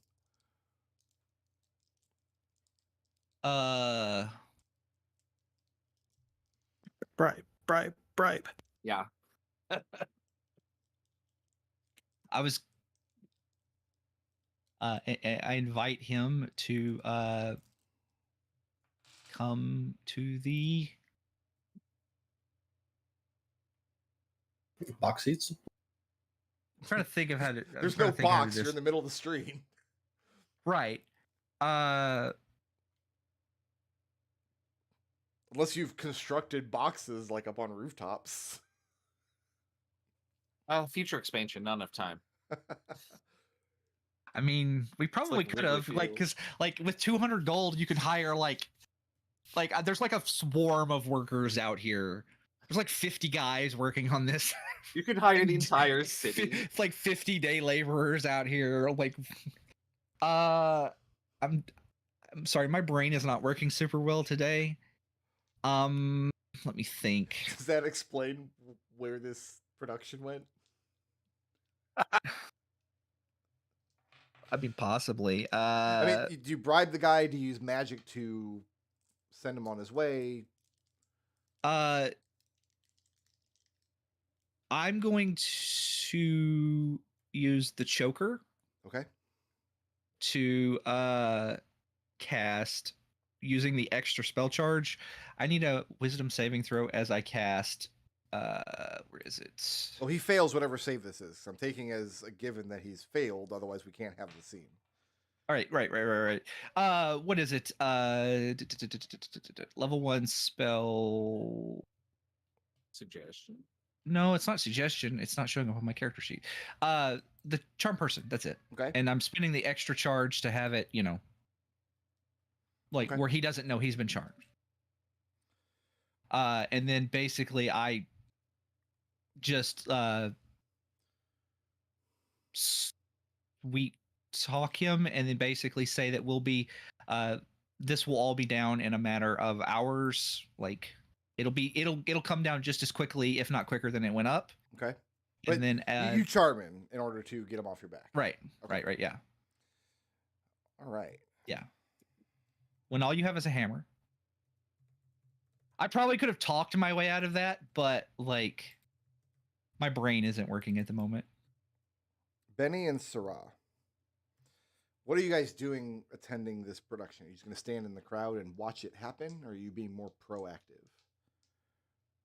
Ben just wants to watch, actually. Okay. Ssah'ra is going to make sure she buys a little bag of tomatoes, Oh, like the old rotting tomatoes. There are no old rotting tomatoes. Vine fresh, right out of the dry glide. Like, Well, these will You hurt a can little only- more, but okay. You can only throw prepared salads here. okay. Nerium, is there any magic Yes. involved in the performance, or are you just happy to just throw the gold around? Let's see. Like what is can you like give me a little more walkthrough of the performance? It Like was the specifics. This was meant to be just an improvisational little, like a few minutes of a sketch. Like when you actually meet the other players, there's 3 men. One of them is wearing quote unquote like plate armor, made out functionally out of like pressed paper and cardboard. One of them is playing the princess with like the big tall conical hat. Another one is playing a wizard with curly toed shoes. Like, this is low stakes production. Right. We can't have that. I need everybody that's going to be doing this to line up. Okay. In a I have a snowfall line. costume. And what is your costume? All right, so I'm going to remove my prosthetic eye. I'm going to take the lightning loop I have in the headband of my hat and put it in place of where my eye was. Oh, God. And then I'm going to light a torch in each of my small hands and pyrokinesis, one of them to glow blue and one of them to glow red. And I draw my magical sword. That is horrifying. I'm holding the crystal eye orb in my other hand. Sure. Ssah'ra is going to distribute some of these tomatoes among the crowd, Okay. hoping they know what to do with them. Okay. Let's So- start eating the tomatoes. Well, thank you. Nazirr, are you There's doing like a- anything to prep? Nazirr is going to let's see, do I have magic that will aid me in this? Not really. You could probably just do a you're gonna have to do a performance check.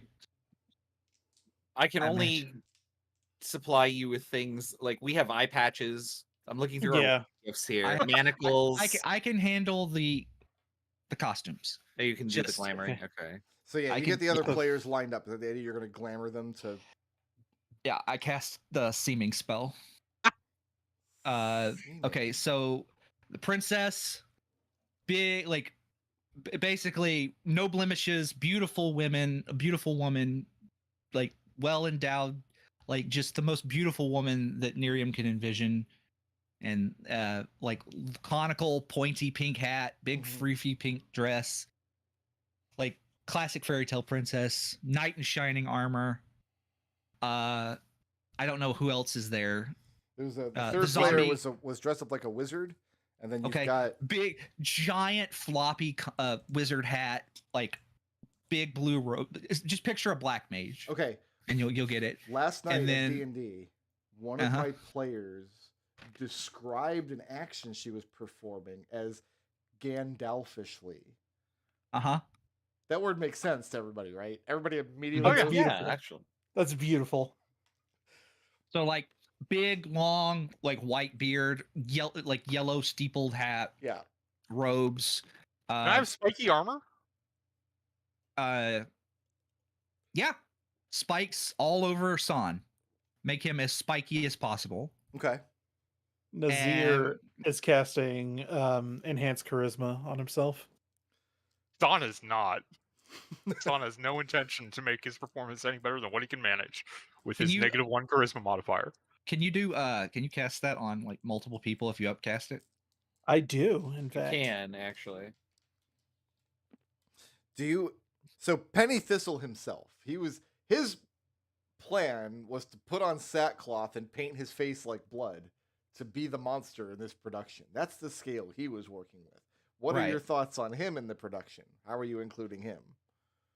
Let's see. Pity Thistle looks like a tree. And like he's just a tree.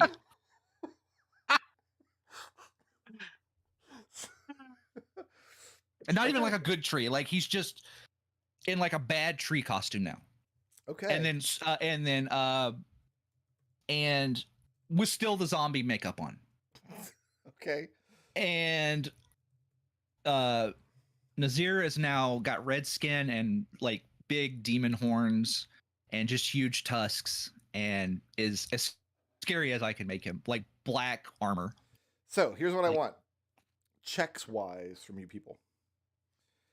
Nerium. Yep. I want you to make me a spellcasting ability check. So you're putting through a lot of magic into this performance.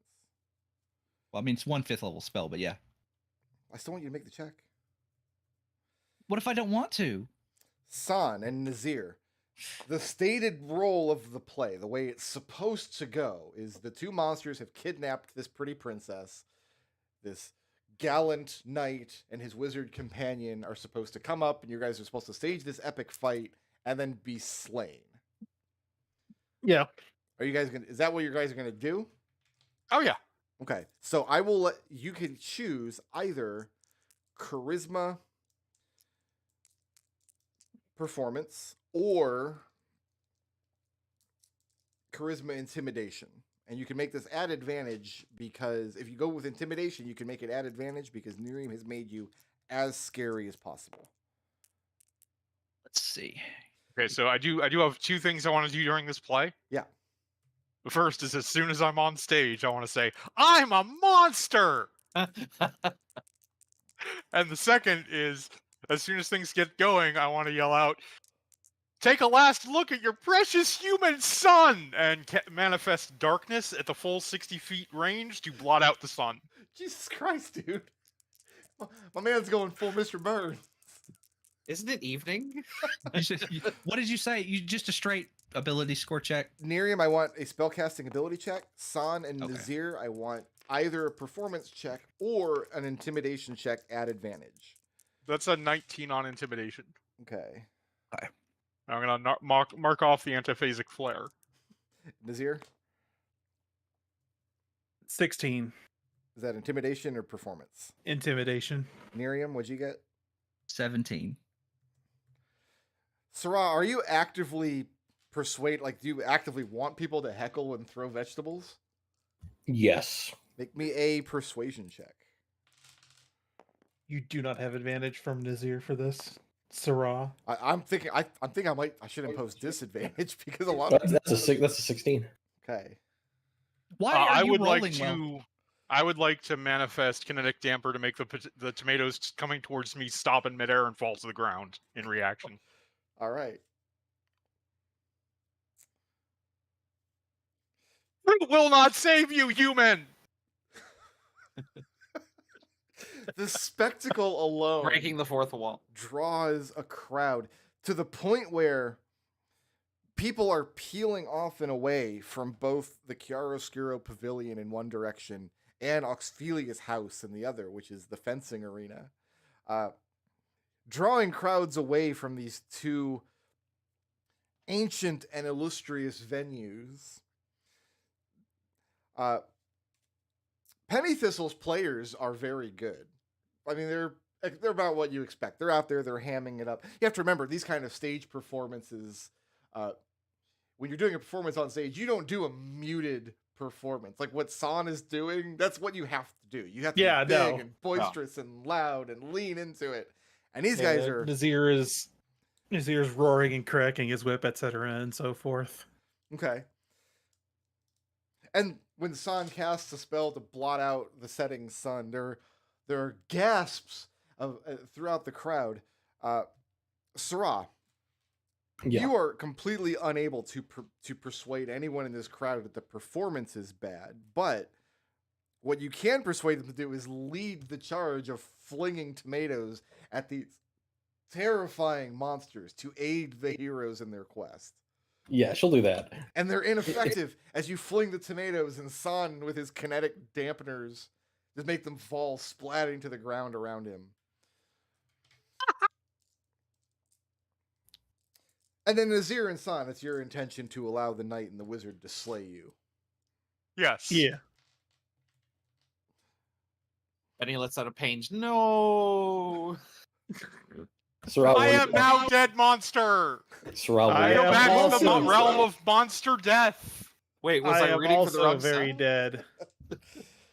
And about this time, like it's obviously coming to a close, the performance is starting to wrap up when suddenly Penny Thistle dives forward into center stage, dressed and glamored like a terrible tree. And it's just the worst performance of the night, announces, and yet our heroes have not slain the terrifying treant. And he grasps the princess. Can Ssah'ra throw her tomato at this guy? Yeah, we make it to hit. Make Okay. a ranged weapon attack. With this vine Full range force. tomato. Our tomatoes' strength or dexterity? That's a 16. So he dives out. He starts this impromptu Act 3 where the treant monster dives out from the background. Nobody was expecting. Surprise ending. Then thwap right between the eyes. Catches his tomato. He bowls over backwards to the riotous cheers of the crowd. And when Sahn dies, he instantaneously extinguishes the flames on his torches via pyrokineticus. Nazirr just goes, bleh. Fantastic. So during the conclusion of this, while everyone's applauding, Benny's gonna look to the people around him and ask, "Does this sort of thing happen often?" The custom, Benny, that you're experiencing is people are taking out copper coins and flinging them up towards the stage. Yeah, he'll do that too, but he wants to know, like, how often do these street performances get put on? Performance like this has never happened, not in memory at least. Street performances happen all the time. These guys are a dime a dozen, but they've never blocked off an entire street like this and constructed a stage, and nobody really knows who's in charge. There's catering. There's catering. The Duchess Saria stage is now a permanent fixture in this thoroughfare, I guess. But... There's a Jello mold that looks like Nerium. Like it's the six-fingered hands, and everybody is just like, "Oh God, no, not those!" At that, there is some kind of commotion at one edge of the crowd, and there are loud shouts. Oi! This construction! This all has to move out the way! There's a cart trying to come through, but can't because some asshole built a stage right in the middle of the thoroughfare. Yeah, who would do that?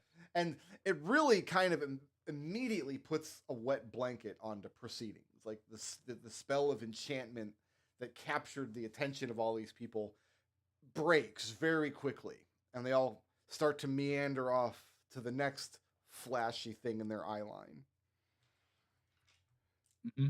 But Penny Thistle, as he comes to, as he's seeing Tweety Birds, and his players are starting to gather up all the copper coins that have landed on the stage. Yep. Yeah, absolutely. Benny threw 20 at Nazirr. That probably Sahn will telekinetically lift them up in front of him. at one point, I think this was Benny had been up at the gate earlier. You recognize one of the men who was arguing outside of the Pegasus gate, stomps up onto the stage, and this is just about the time Penny Thistle in his dumbass tree costume has gotten back up to his feet, is kind of holding his head because somebody like threw a tomato at him. Just beamed him square in the dome. And it wasn't even like a rotten tomato. It was an actual like fresh tomato, Yeah, which this is So it'll hurt. owie. The vine's still on it. No, this bruiser that you saw earlier just accosts Penny Thistle, grabs him up by the scruff of his shirt, and says, "Is this your production, Thistle?" Penny Thistle starts looking around nervously for Nerium. Does he? Nerium is invisible now. Fantastic. This poor bastard. Brick, I have a question, a Yeah. mechanics question real quick. Yeah. Could you open up the suggestion spell? Suggestion, sure. What question do you have? This says that it explicitly, let's see here.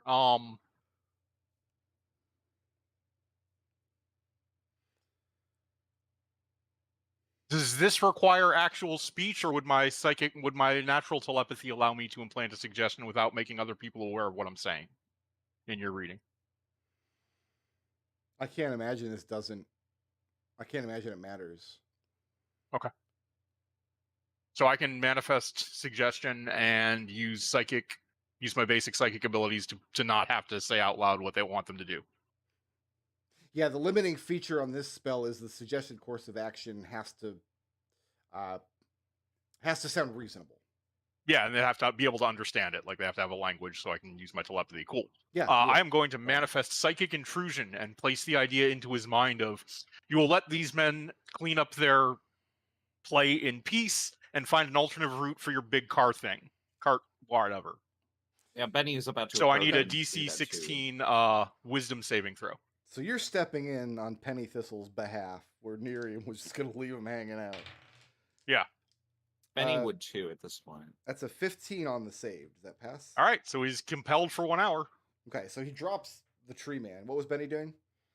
Benny was just going to approach and say, like, you're the guys that are with the theater troupe, the main production troupe, as if he recognized them, and then just suggest an alternate route. Benny, here's the weird thing about that. You guys are within eyeshot of the Chiaroscuro Pavilion where you're at. The route they're taking is taking them through the theater district. If they just wanted to get to the pavilion, they wouldn't bring the cart this way anyway. Deliveries wouldn't be made to the front of the pavilion. So wherever they're going, that's not their destination.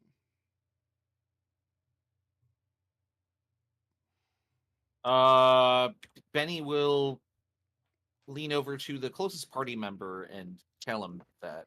Let's say that's Ssah'ra, because I think she has the greatest ability Yeah. to ruin things now. Yeah. Hey, Ssah'ra, I saw those people earlier. They're part of the theater troupe bringing like mannequins or something. But the theater's right there. And he'll point behind them. Where are they taking the mannequins then? Straight through this production? Maybe we should help them get this shit out of the way. I'm gonna do a quick mind link to each of my members. I took care of it. So yeah, the guy starts barking out orders saying that they don't have time to deal with this. They'll go around. Can we reply to that mind link? Yeah. Benny will say, follow them. Sahn nods. Nerium, can you like make me look more discreet now? Oh, I can't man like with Nerium if she's invisible. I have to be able to see the target. Ssah'ra will slither up to them and ask if they need help unloading their cargo. Well, they're not unloading here. They were trying to get the cart through somewhere. And Benny. Well, yeah, she's gonna ask if they need her help.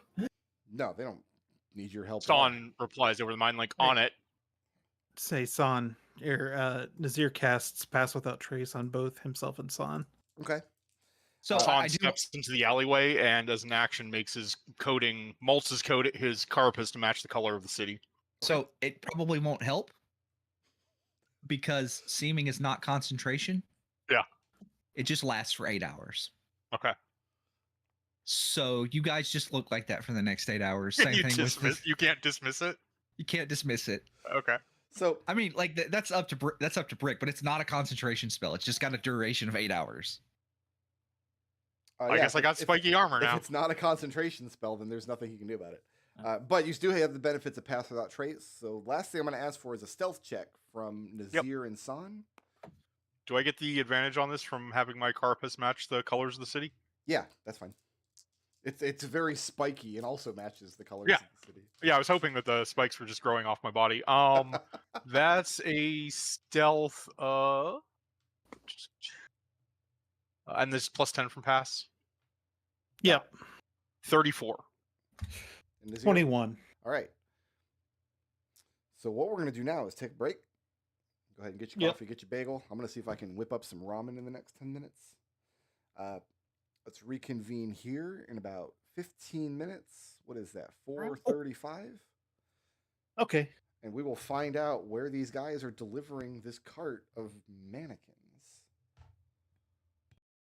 Spoiler: they're actually people. Soylent mannequin.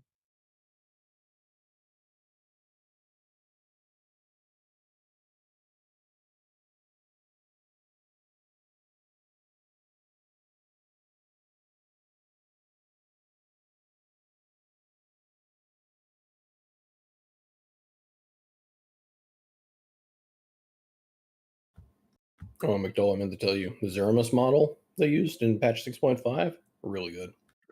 Yeah, it's pretty spot on.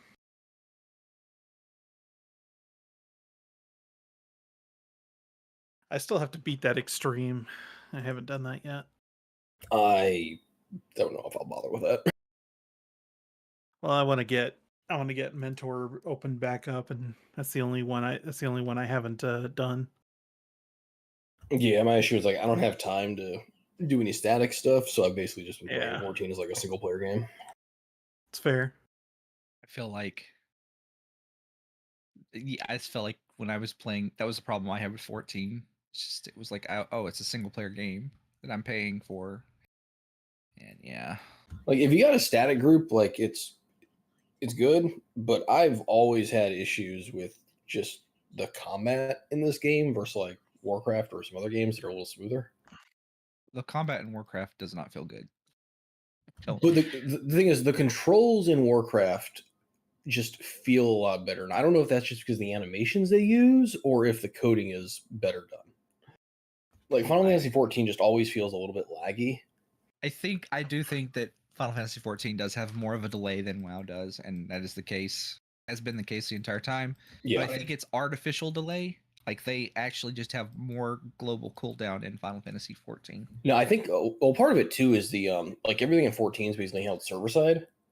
So especially like the Titan fight when it first came out was so friggin' hard to do because Titan would do his attacks, you'd see the telegraph for it, but then because of the server delay, even if you moved, you would still get hit by it.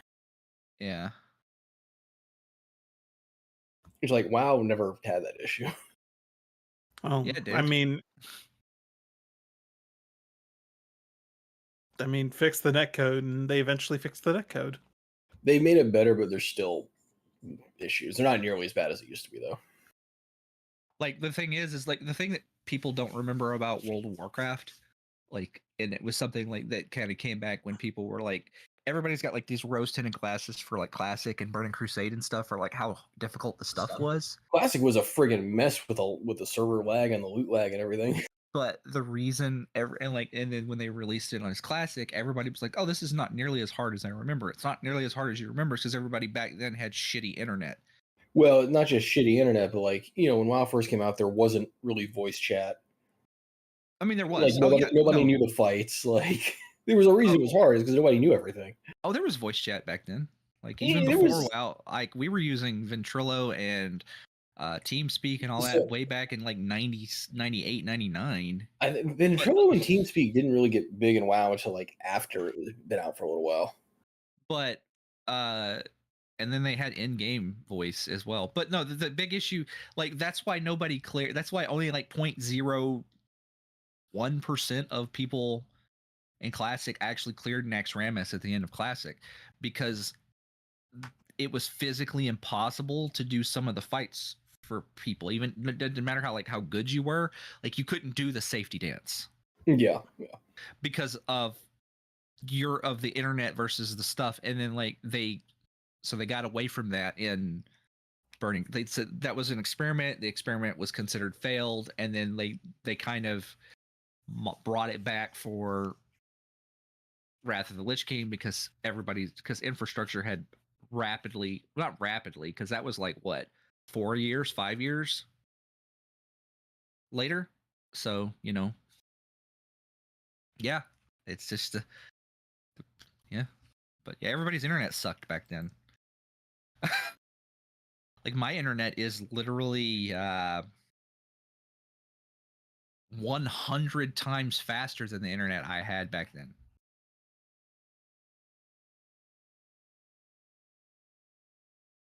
Crazy. And yet EverQuest ran fine on that internet. Mm-hmm. I honestly can't tell if like technology has slowed down or sped up in the last decade. I don't I know. will say for Final Fantasy XIV that in Dawn Trail, even the regular content kind of has hands now, and I'm happy about it. Like hands and difficulty. Yeah, That's good. like it eventually at some point where it's like you have a player base that's just getting better and better on average because more people are becoming long-term players. Yeah. Yeah. And they're understanding how the game works. The designers have to like figure out new ways to bamboozle people. I appreciate the fact that like the 14 bosses for the most part have telegraphs. So it's really just like how quickly can you react and where's your positioning at versus, oh my god, what the fuck are they gonna do? My two big complaints about 14 are and I understand why they make you do this. The fact that you have to play it's just very daunting to go back and you have to play through everything sequentially. That's very daunting, especially at this point. I've spent the Yeah, last no, I week agree. going through content just so I can get to the expansion. It's literally at the point where it's like Final Fantasy 14 is at the stage where you're like would like you suggest somebody watch One Piece. Yeah, well, and the other issue too is I like, agree. yeah, my biggest problem with 14 is in the fights, especially in like dungeons and stuff, they just take so long to kill stuff. Like I don't want to execute the same rotation 5 full sequences to kill a mob, or 100 times for a boss mob. That's just not fun. Get better gear, noob. Anyway, No, it's not even that, but it leads that's one of the whole issues with like trying to catch up is it takes so long to do the stuff because dungeons you're talking 20-30 minutes a run and you have to do 100 dungeons.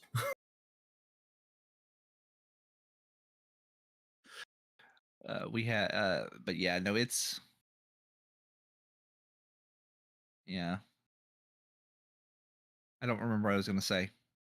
Just totally blanked out. My brain is not working today. I stayed up way too late last night playing. Like, I was like, I'm gonna play this Bloons Tower Defense for like a couple of hours, and then it was like 3:00 in the afternoon. I got up and I had just got back from a visit with my mother and my niece, and then I looked over and it's 3:30 a.m. I'm like, oh, I've been playing this game for 12 hours straight and didn't realize it. Oh, so you had a Factorio moment, huh? Yeah. I'm like, this is why I stopped playing Bloons 5. That's why like my go-to game for like that has been Vampire Survivors, because it's like, oh, like a run ends in 30 minutes. Yeah. It's like it doesn't matter what you do. Unless you go for like super highly specific, like infinite kill Reaper stuff. Kill an Yeah. infinite number of Reapers. Yeah, no, Or do a funny money grind. That's always funny. right. But like, even then, like you set that up in 15 or 20 minutes, and then you just stand there and move it over to the second monitor and let it run. Yeah, I while think you do other Treble things. has all the money already. Yeah, I have. Yeah, I have all the money too. I think I have. I have like $100 billion in that game. So you can just buy eggs forever. Yeah, I turn the eggs off. I don't like I don't use the eggs. That's lame. You're lame. Why? Why is that lame? I don't know. I'm just being snarky. Let's see. Yeah. I spent my entire budget also on the Steam Summer Sale. I bought like 2 games for myself and then gave everything else to other people. Yeah, no, I wanted to say thank you for Yes, thank you gifting for me that. Ace Oh, thanks, Attorney. Treble. Oh yeah. Or did you just go onto all of our wish lists or something and pick Yeah, something off of it? Yeah, one of you Now I have to doesn't- become an alchemist in real life. one of you doesn't have anything on their wish list that I gifted to. I'm not going to say who. But yeah. So I had to luckily I just gifted them something else. Was it a hentai game? Did you give somebody a hentai game? No. I mean, I gifted I forgot what I gifted you. Outer Worlds? Yeah, some games been on wish list just for a while. Yeah, you Yeah. gifted me Outer Worlds like 6 months ago, and I haven't had a chance to touch it yet. And then I gifted McDohl an Ace Attorney game, and then I gifted Destil. I forget the name of that game. It's the one with you have the moving arms and the little balls. You Yeah. have to make the shapes. Oh, Opus. fucking Opus Magnum or whatever. Oh, I have that Opus one. Magnum, yeah, other order. Yep. Yeah, Yeah, I need to play this more.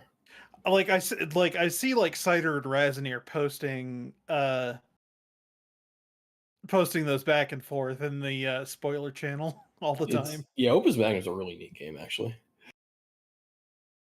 I gave Raz Persona 5 Scramble, and I think that is it. Brick Road I gave 2 DLCs for his favorite game of all time. I gave him 2 copies of Final Fantasy 2. No, I Don't gave- spend them all in one place. Yeah, I gave him 2 DLCs for Power Wash Simulator. Was What one I of those gave. Final Fantasy 7? No, that one's free. Oh, What was it? It was because there's like a list and they're like $8 a piece. And I was like, which 2 of these would he sound like he would enjoy the most? One of them was Alice in Wonderland, I think. And I don't remember what the other one was. Oh, Back to the Future. Yeah. The old Telltale Back to the Future. Is it? I wonder. That, might be. That's a good game. Oh no, I've played that. Yeah, I have that. No, I'm talking about no, it was there's a Back to the Future DLC for Power Wash Simulator. Oh, okay. Yeah, so like yeah. I wonder if it uses the same assets from Telltale. it doesn't look like it does. Oh. But like I'm looking at it, like you can watch the clock tower, the parking lot where Doc gets gunned down by the Syrian terrorists, and the train, and the Jaws 19 Excuse you. theater. Dude, Yeah. I watched. The Excuse DeLorean. you. It was rad. They were the Libyans, not the Syrian terrorists. Oh, Libyans have okay. found me, Marty. The DeLorean was a fun map because there's just usually the way a power wash map goes is you wash all the obvious stuff, but then the level doesn't end. You have a list of all the objects in the level and what percentage of it you've cleaned, and you use that list to locate the rest of the stuff. Like, oh, I missed a fence post somewhere, right? But with the DeLorean, it's just this massive, just every single part has a name like a auxiliary exhaust turbocharger or something, and there's no indication of what it is or where it can be located on this car. So I watched the whole car, and I had like 9 things that were like 80 or 90% I needed to look for. No idea what they could possibly be. There's just this mess of wires and junk everywhere. It was fun. It's a good game. Power Wash is a good game. Was telling everybody what I gave them. How's that? I just picked 2 of them because I was like, which 2 would Brick Road enjoy the most? I figured Alice in Wonderland would be a safe bet, and then that one and it was cool, a toss because you got the Mad Hatter's like tea party, but like you're shrunken down on the table, so you're like washing this giant hunk of cheese. You got to climb up on this big. It was my Saturday. People make fun of me because I play this game, but it's a wonderful game.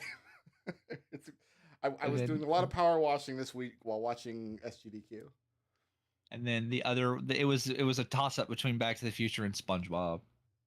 See, I don't have SpongeBob. I'm just barely too old to like SpongeBob is like after my time. I've already aged out. Yeah. SpongeBob is an age thing and a pot thing, right? So if you were too old during the time like it came out, but you were doing marijuana, you still like SpongeBob.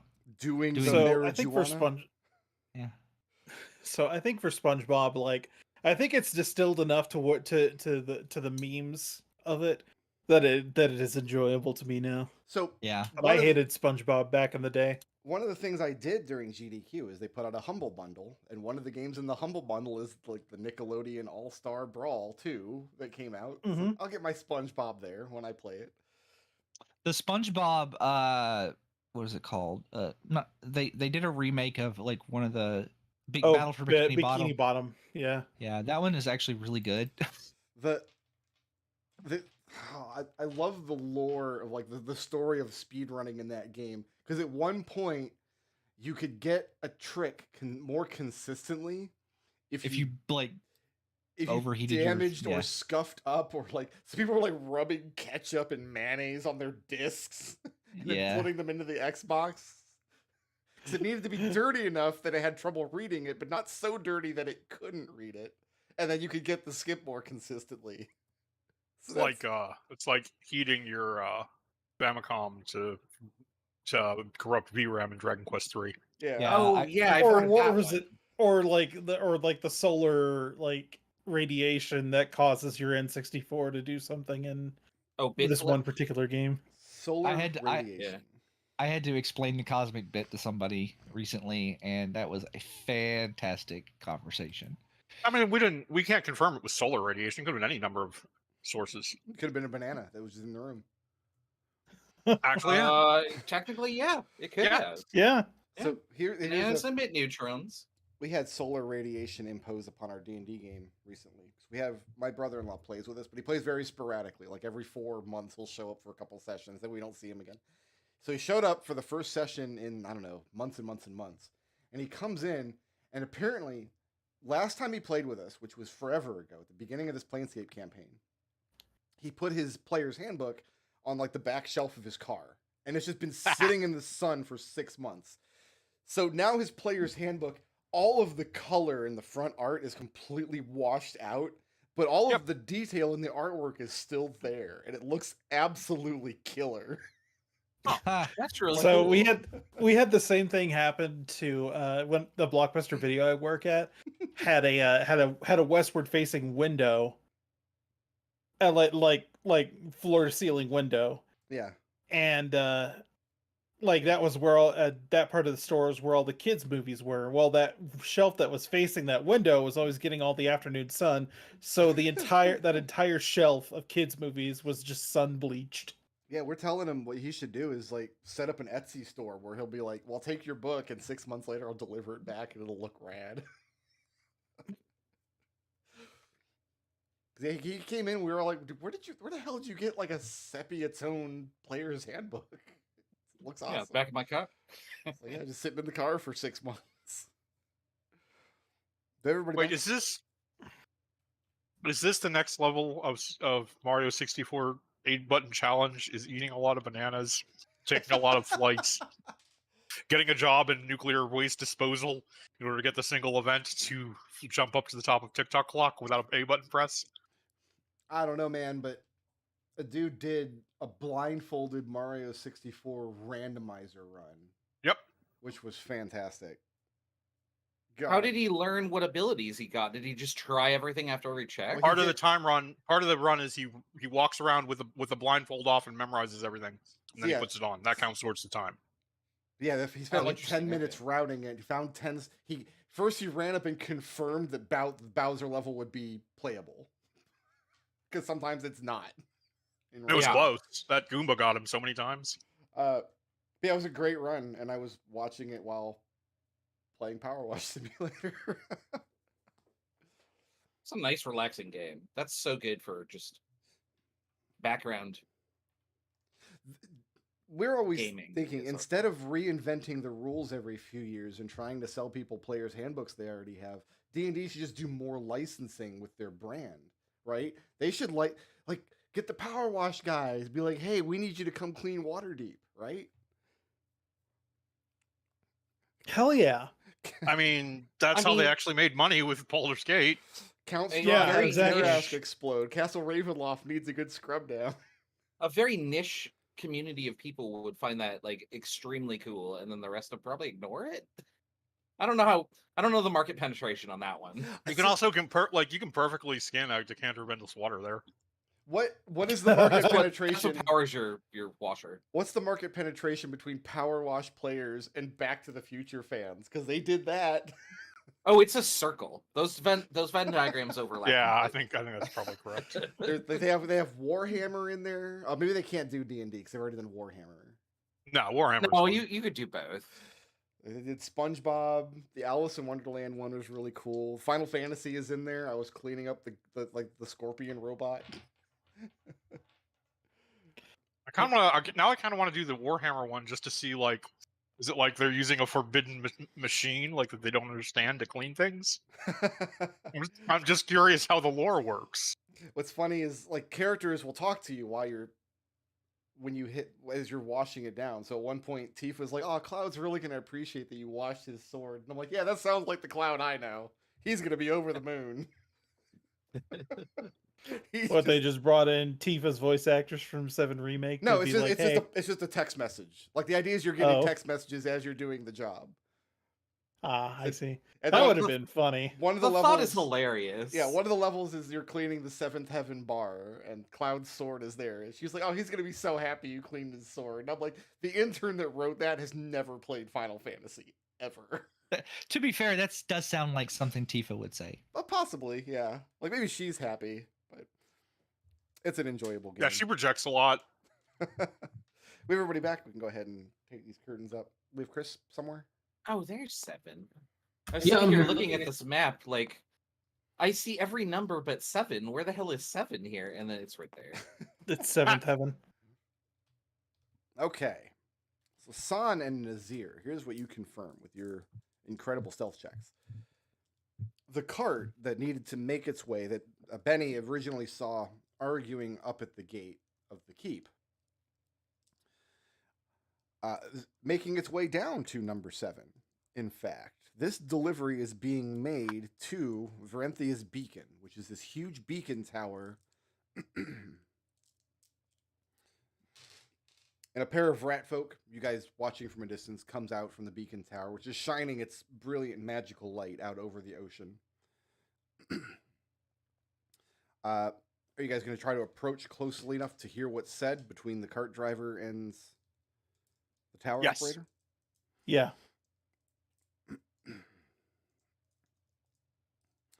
It's a short conversation, basically just confirming delivery, and then the people on the cart, one by one, unloading mannequins. Maybe a dozen or so. Each one has ostentatious theater garb.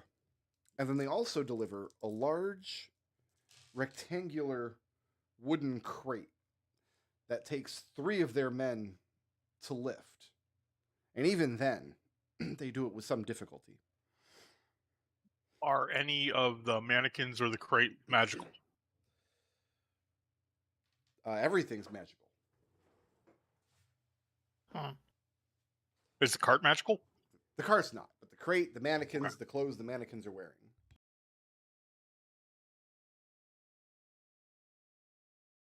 Are they taking these through the front door, or is there like a hatch somewhere?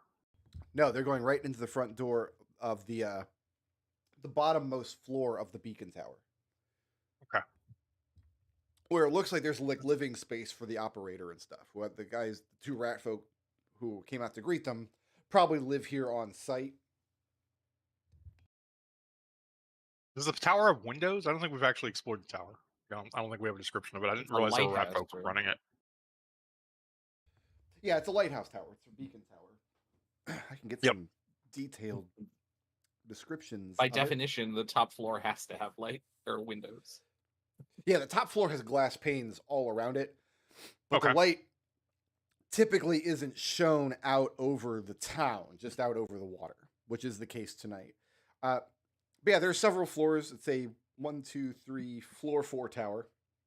Mhm. The top floor has the beacon light on it. That also has a ring around the outside, like a balcony level. Yeah. And yeah, there are windows at each floor looking up.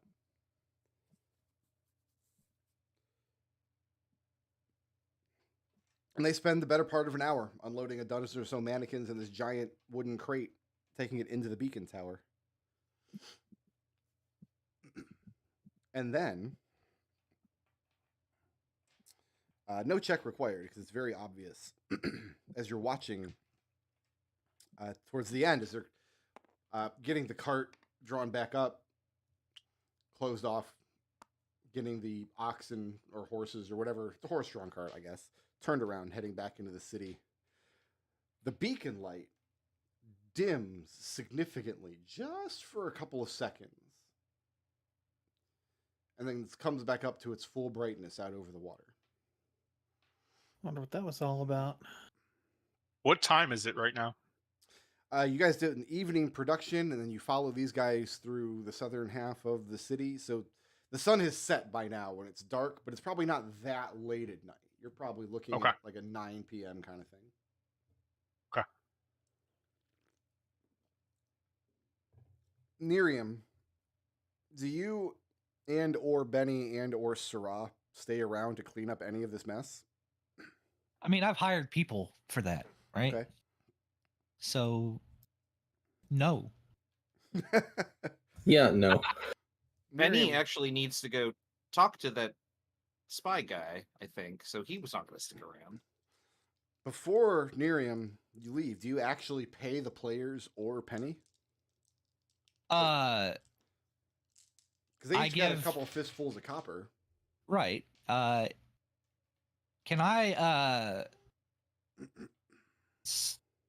I'm invisible, right? Okay. So, I would like to sleight of hand, 5 gold in each of their pockets, except for Mr. Tree Man. So make me I give him 5 coppers. make me 4 sleight of hand checks. You can make these at advantage. Okay. You're out your ass on this production. You didn't make anything near the 150. So So you may not care, but tomorrow all the rumor is very clearly going to be about Duchess Saria's failed production. Enjoyable though it was, will never be picked up by any of the theater houses because there's no money to be had. right. First one's a 27. Okay. Then it's a 29. Okay. And then 19. And then 19. Okay. And then that's for the gold, and I guess actually, you know what? I'm gonna slip a note into his name's Penny Whistle. Penny Thistle. Penny Thistle. All right. I'm gonna slip a note in there into his pocket that says, "Better luck next time, dear Penny Whistle. Better luck next time." Penny Thistle. No, I get that. Wow. And that's a 25. So you just slip him a note. Says, yep. Okay. Rude. Benny, do you have dealings with your informant? I don't know where I need to meet for that, but I imagine we have like a prearranged location. Wherever you like. Uh, It's your call. He's geist, remember? Area 5. So down at the Wherever markets. Somewhere in the market. Okay.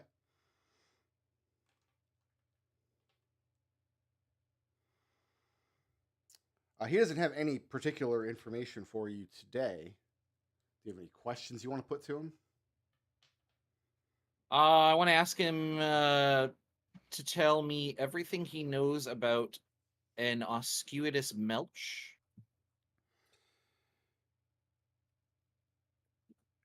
Oscuitous Melch. He knows he's a dwarf.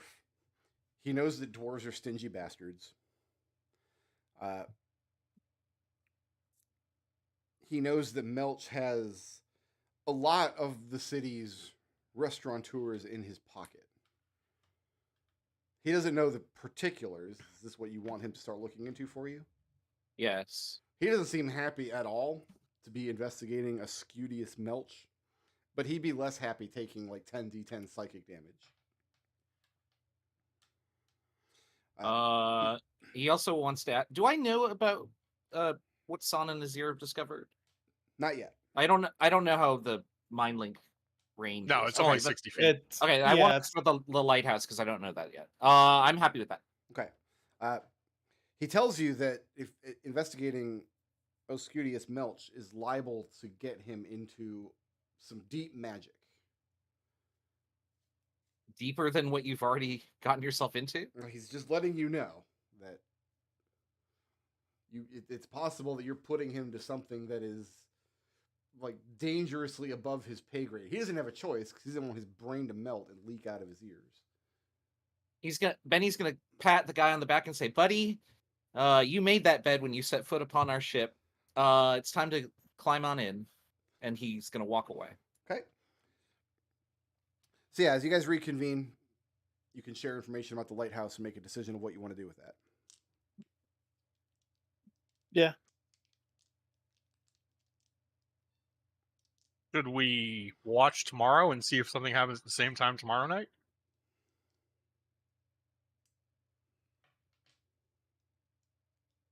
Sorry, I was typing. Can you repeat that? Should we go back tomorrow and see if the same thing happens at the same time tomorrow night? I mean, I like that idea. well, whatever's in there might be over by tomorrow night. I say we go in now. I'm just thinking, what if they're like feeding the beacon like a fire elemental or something every day? What if they fed them the mannequins or what did you say they brought in there? Big box. Crate? Mannequins in a crate. Maybe we'll get lucky and they're feeding those pixies into the fire. If you want to get closer, we can be on standby to back you up if you want to sneak in further. Ssah'ra and I certainly can't set a foot in the place without everyone knowing. I'm going to have to assume that they'll have at least some matter of magical wards there. I don't think that going in with a simple invisibility is going to do much. I'm not saying it's not. I'm not saying I won't do it. I'm just saying, like, I don't know that if we just have someone make me invisible and I sneak in there. I mean, I think it makes more sense to maybe have a rat go look at it. Wharf rat. Think I could climb up the side of the tower? Is there a side? The side facing the sea. Did you get a look at that? No, not aside from when we came in. Tell Think you what, anybody would see me climb up the climb up? Let's do this. You, Benny? Yeah, absolutely. I mean, he has the thread. He has a climb speed of 30. You're He basically walks up the wall. Yeah, but you're also Benny. you're also Well, blue. that's and, also and, fair. And yeah, you're also blue and wear shiny I plate. just now. happen to It's have night- a good it's image nighttime. of the tower you're talking about. Oh, what? That's a There's a weird map for the coincidence. tower? I can't imagine why you would have a very interesting and detailed image of this tower, Brook Road. Oh, Yeah, I mean, it we does just- have windows. Lighthouse. Let's just avoid the tower. It doesn't matter. It's fine. Yeah, Benny was just suggesting he climb up like this Made on by the side Yeah, facing the ocean. the Yeah. reclusive cartographer. It's very Thank nice. you. Well, let's get Good on to know. site and just like we'll figure something out, right? Well, do we This want might to investigate that during the day or at night? Well, you said that the thing that happened just happened. Mm-mm. Yeah, you it's want to go still- now? It's Might still be too easy, late. so if we're gonna do it, we may as well do it now. Okay. So going out to the old lighthouse. I also need my map on screen and my notes.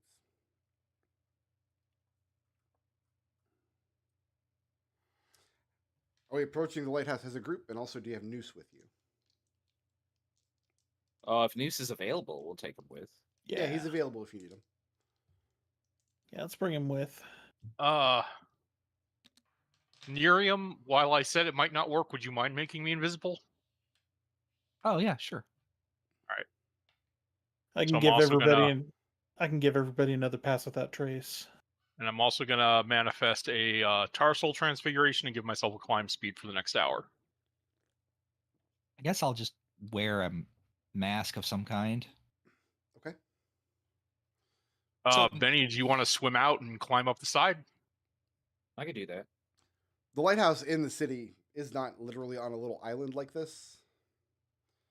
Right. It's on a, like Yeah, a yeah. peninsula I have a- jutting out into the water. I have a question. Yeah. Are wheelchairs a thing in the setting?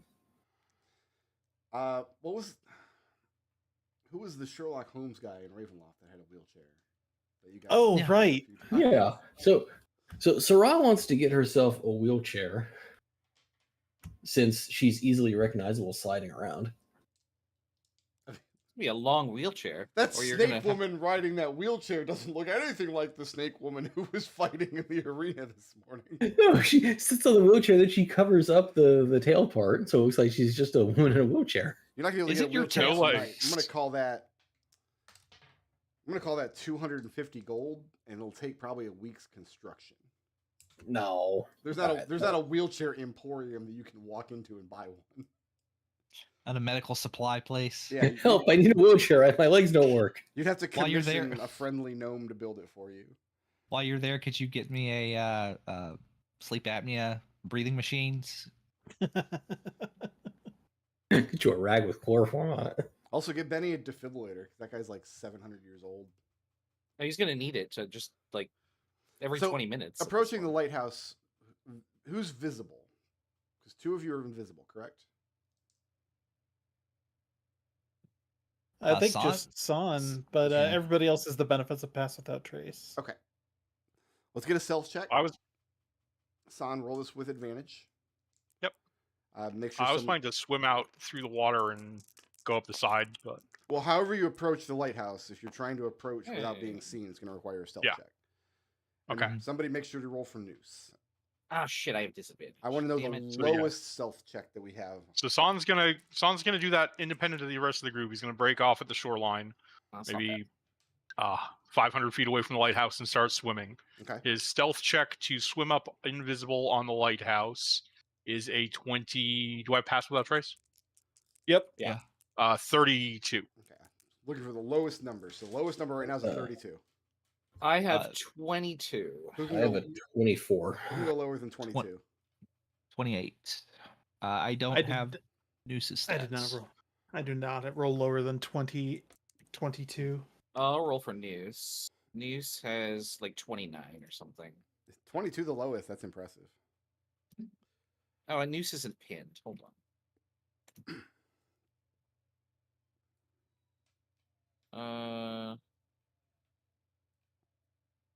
I'm sure Noose kn- is better than 22. There we go. Do you not have privileges to pin? I don't. Pin me. Okay. There you go. I've linked the message. Okay. Okay. So 22 Will is the do. lowest. And who is that? That was Benny. Benny. And Benny, you're approaching, coming up the front. Benny was gonna go up the side of the tower, but Sahn's got that angle covered, so he's gonna go with the rest of the party. Okay. Benny, as you can see, the front of the tower here, you have this kind of landing going around all around the outside. That corresponds with this ground floor map here. Okay. So this right here, where A is still outside. Oh no, that's inside this foyer. Okay, Correct. I got it. Also, this is the worst kind of map. I guess I'd be like So- right here. Anybody out there making D&D maps for import and Tabletop Simulator, it's good that you draw your own squares on the map. I can align those with the squares I have on the table, but when you draw 4 separate maps and the squares don't all align to the same grid, it makes it impossible. Oh no. So that's my critique, the reclusive cartographer. Also, I have to step away for just 2 minutes and put a dog in the oven. I'll be right back. I actually saw this right here and assumed, oh, everything's connected. It all lines up. Make sure you slow roast to 350. You know what'll really change your life is if you get one of those solar ovens. My dog loves it. Air fryer. Just shove them right in and close the lid. Don't let them make eye contact as you. I would lower never them. put a dog in the air fryer. Yeah, Raz, what kind of monster are you? I have tiny dogs. Oh, and I'm they a live monster who wants food in like 5 minutes. All right. So approaching this front door here. Like I said, you've got this landing area going around the outside. There's like a little foyer over here, but you can't see into the building. However, the front door of this tower. I guess it'd be like right here. Oh no, the front door of it'll be over here. The front door of the foyer suddenly opens up. One of the rat men leans out, holding a lantern, trying to see who's approaching. Calls out, "Who goes there?" Sounds like he's out of breath. And then suddenly, for some reason, with a yelp, he and his lantern are dragged back inside. Actually, he's dragged back inside. The lantern clatters to the ground. Are these windows right What the here? hell? Yeah, there are windows all around the outside of the ground floor building. Benny's gonna look inside and So see go ahead what and happens. place yourself on the map where you'd like to be.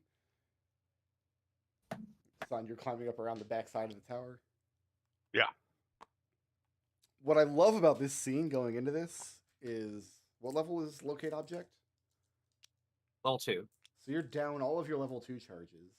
No, I actually have 3 still. I know Nerium. I'm cast down a all of bunch my level spells. 2 charges. No, I only have 3 total. I have 2 still. I can regenerate spell slots. Ssah'ra doesn't have her action surge. You don't have what? Your action surge. Action search. I haven't had a short rest since then? No. Okay. No. You used it up while fencing. Oh, I gotta hit a button then. It's Hold on. almost like I designed some encounters to try to bleed Okay. away your resources before coming into the combat situation. Suspicious. I mean, I'm doing all right. I So, have- I'm sad Ssah'ra didn't find the play restful. Nerium, that was a terrible play. I have Ssah'ra approximately. spent the whole play whipping tomatoes at nerds. It was Did- just one nerd who was nerding. Benny was not short resting. He was like eyes on Nazirr the entire No, time. nobody's had a short rest. So yeah, Does he still have these horns? Yeah, for 8 hours. Yeah, 8 hours. I got my Yeah. spiky armor too. looking into this room, you see the rat man dangling from the ceiling over this table, lashed up, tied up in what looks like loops of decorative ribbon, struggling, but cannot escape from it. Is it a party spider in there? Don't know what's going on in there. Benny's gonna point to Ssah'ra to go around the front door, and he's gonna make a motion that he's gonna break this window as a distraction. Benny, Don't- you just go open the around the door. front door.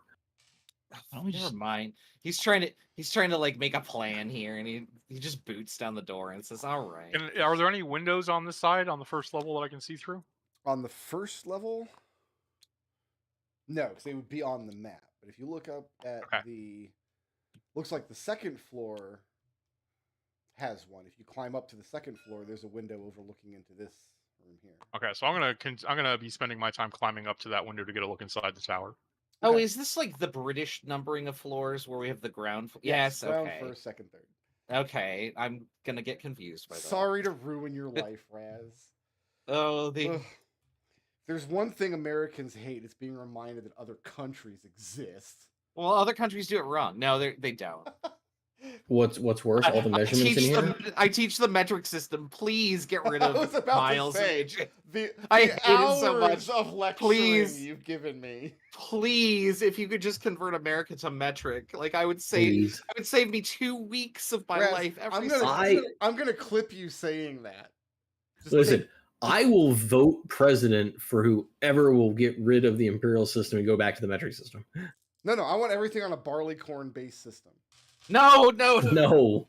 not the barley corns. I tell my students about that too. I'm like, I have a friend who insists on measuring anything in barley corns, and I want to punch him in the mouth. You would be doing us all a favor. Anyway, so yeah, you guys are coming in the front. Sahn, you're busy climbing up the side of the tower. So yeah, you boot into this room. This poor rat man. It looks like he's tethered up, like I said, lashed up with rope, looped up and coiled over the ceiling boards. What word am I missing here? Rafters? Rafters. Yeah. And yeah, this ribbon is looped around his body. It's got his tail wrapped up to his chest, pinning one of his arms. Looped through his mouth is kind of a gag, and he's just struggling. Benny will try and cut him down. And it's easy if you have some kind of slashing weapon, because it's Benny has a sword. Yeah, you slice through this magical ribbon, and he hits the table with a thump. You guys want to put noose on this map somewhere? Do you have a marker? Yeah, that'll do. Benny's gonna motion to the rat guy just like with a finger over his mouth to indicate shh. The rat guy can't make any noise because he's got gagging in his mouth. Sahn, Yeah, but he can make like looking through like this that. window when you climb up. In the center of the room is the second rat folk. And he's just standing, staring off into space, facing away from you, not moving, arms just hanging limply at his side. Mm-hmm. Just standing there very creepily. Next to him, I'm going to go with pink because they are ostentatious. Is this Noose or is this the other rat folk next Orange to is Noose, purple is the rat folk. All right, cool. You see two theater mannequins standing motionless in the room. I'm going to need somebody to take this note because I'm not taking notes here. One of them is dressed up like a dragonborn bruiser, just wearing this really gaudy, overly colorful, vivacious costume of a dragonborn bruiser, the likes of which someone might be playing in I Want to Drown Your Canary. The other one is dressed up like a fairy tale king, like the Burger King. This gaudy, regal robe with fake gold trim and this big pointy crown. But they're mannequins. They don't have faces, completely expressionless and standing completely motionless. Does that mannequin have proficiency in sneak? I guess we'll find out. So that's what you see peering into this window. And you can't climb higher than this because you've got the overhang of the third floor above you, of the beacon floor. I can walk on the bottom of it. I have tarsal transfiguration. Oh, okay. Then yeah, I guess you could climb all the way up if you wanted. Okay. Is that what you do? And then these guys, but the mannequins haven't moved that I can tell, right? Utterly motionless. The rat man in the room, he's not completely motionless because he's alive and conscious. So there is some minor swaying to his motions, but he's not moving with any purpose. His arms are just hanging there limply. His tail is just dragging along the floor. Whiskers not twitching. I would like to make a active Arcana check to see if I can sense any spells on him. So looking into the room, the mannequins and all of their clothing are very obviously magical. Go ahead and make me an Arcana check while you're watching the rat man. Sure. 20. That's not a 20. That's a 20. That would be an Arcana of 11. The rat man definitely has some manner of charm effect placed upon him. Okay. So where's Sahn going from here? is this window, would I have to break it, or can I open it from the outside somehow? It's closed from the inside with a latch, so if you want to go through it, you could probably break out the window and then squeeze through it, but breaking it would alert anybody in the room that can see or hear. Did I ever pick up thieves' tools as a proficiency? I don't think so. I wouldn't have thieves' tools on me anyway. Yeah, I would like to try and to quietly work it open if I can. You need thieves' tools for that, so that's going to be a dexterity Okay. thieves' tools check. You need something like some kind of device to try to slip in under the window and lift the latch. Yeah. Okay, in that case, I'm just going to walk up on the underside of this and check out the next floor. Okay, let's come back to you in a minute. Meanwhile, Yep. Downstairs with the rest of the jabroni squad, you got this rat man on the table. You told him to shush, and he's Benny wants to move him outside where there's at least the sound of like waves crashing against the shore to muffle whatever conversation they might have. well, he doesn't have any kind of conversation because he's bound and gagged. Well, I mean, he's going to take off the gag, Okay, you do that. so we'll move him outside. We'll It's take just- the gag off, Damn and then Benny things asks him what happened here. started moving on their own. I don't know what happened. They're ensorcelled somehow. They're magicked. Is this some trick for the play, or who are you people? We saw some of this earlier today, and we're suspicious about it. And Benny's gonna not say much more than that. Do you cut his bindings or just remove his gag? Just remove his gag. Okay. If it seems like he's like, I'm just gonna not untie him, unless other people suggest that. Well, he starts asking to be untied. Someone needs to. He's saying that someone needs to run and warn Lord Igstool. By the way, Igstool, that didn't come from fantasy name generators. That's all me. Igstool. Just, well, that's what was in my heart. Listen, live your life, Prickroad. Live your best. It's a great You- name. Come on. You be as Iggy Stool as you want. So you said Igstool? Igstool is the Lord of Varinthia. So yeah, the rat Oh, man I see. Okay. says someone needs to yeah. run and warn Lord Igstool, and is starting to ask that you cut him free. Benny looks to Nerium and has half a mind to do it because, and he'll say it's pretty far. What? Sorry, I wasn't paying attention. Nerium says. What do you want to do? I don't I actually legitimately don't get what you want to do, Raz. Well, if Benny lets this guy free to go warn the Lord, it's gonna take him a long time to get there. I mean, I'm not sure that the Lord is not a demon. Nerium says. Can never be sure of that. Right. Benny will turn to the rat and say, for now you need to hide.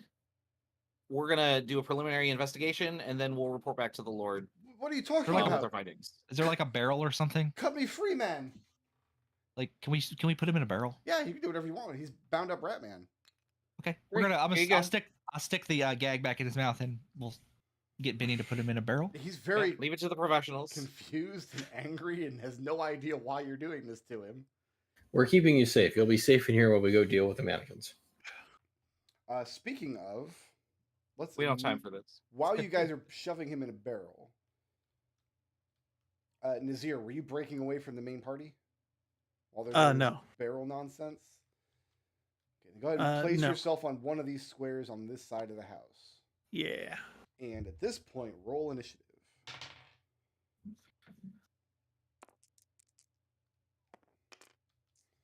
I think I'm doing this right. All right. What's my initiative? You think I would know this by now?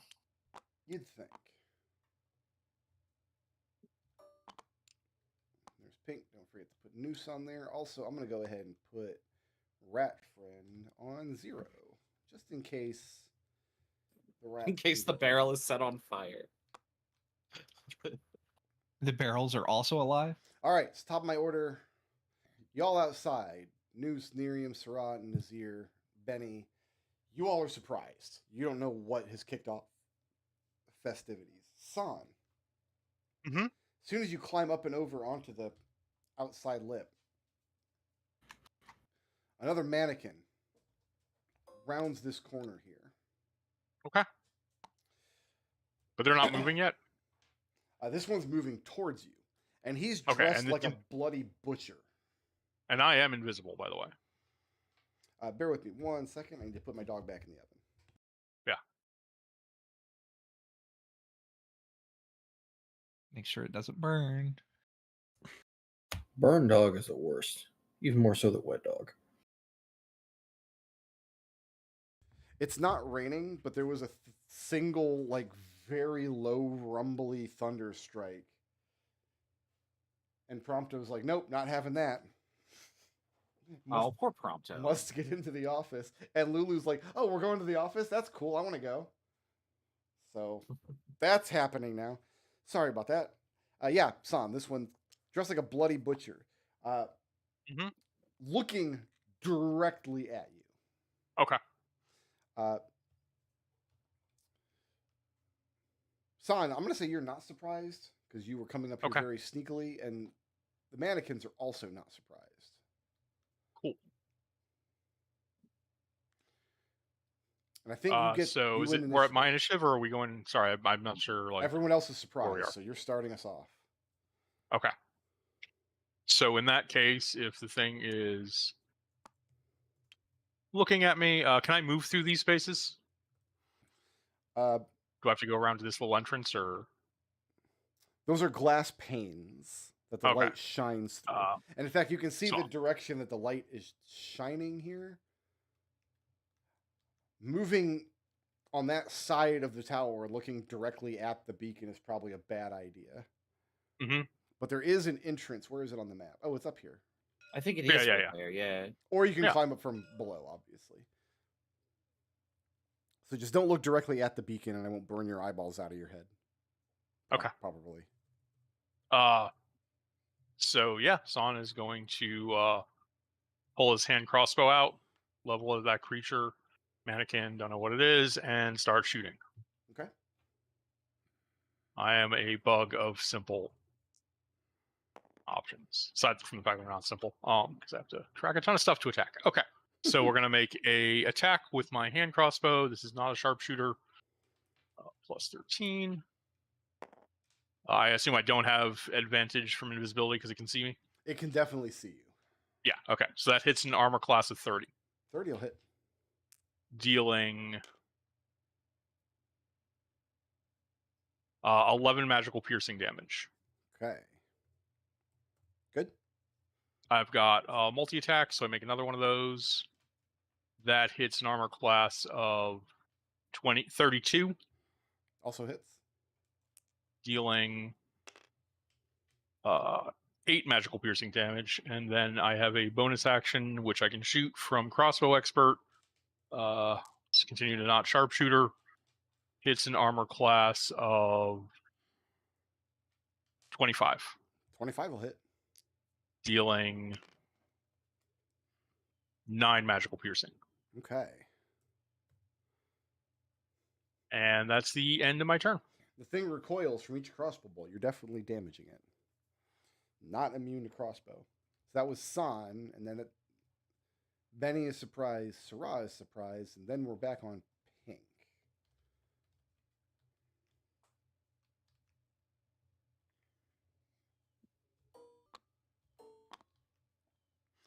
One that looks like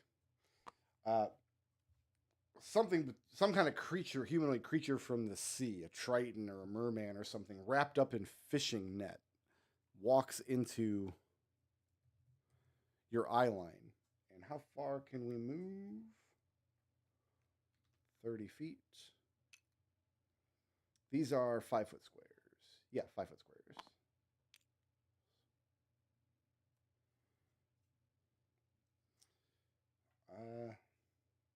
Yeah, okay. Do that from here. I need everyone, including Noose. I need a DC 14 charisma saving throw. This is a charm effect and it's a magic effect. Does this include Sahn? Everyone No. within 10 feet of me is immune if it's a charm Because effect. Sahn's not here. Good work, Benny. Oh, You are a everyone- loyal servant of the Empire. Everyone's immune. Once again, the paladin makes the encounter pointless.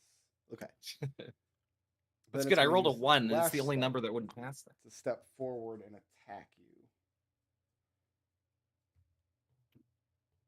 I have to keep track of my immunities here because I've altered this stat block some.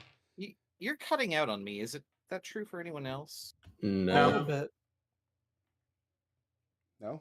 Yes? No?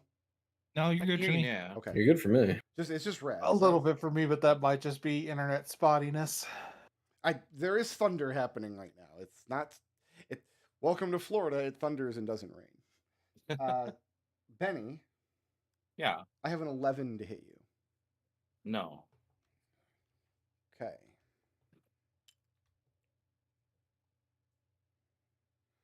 And then dash. This other one. This one is dressed in a female outfit. She looks like a lower class courtesan. But the mannequin itself is no more masculine or feminine than either. They're just extremely generic humanoid figures wearing costumes. But had to dash to get to this point, so has no action. Meanwhile, up top. I guess I should have put both of these down, Sahn, because you're looking at them through a glass pane. Oh yeah. This one is done up to look like a frightful octopus or squid creature.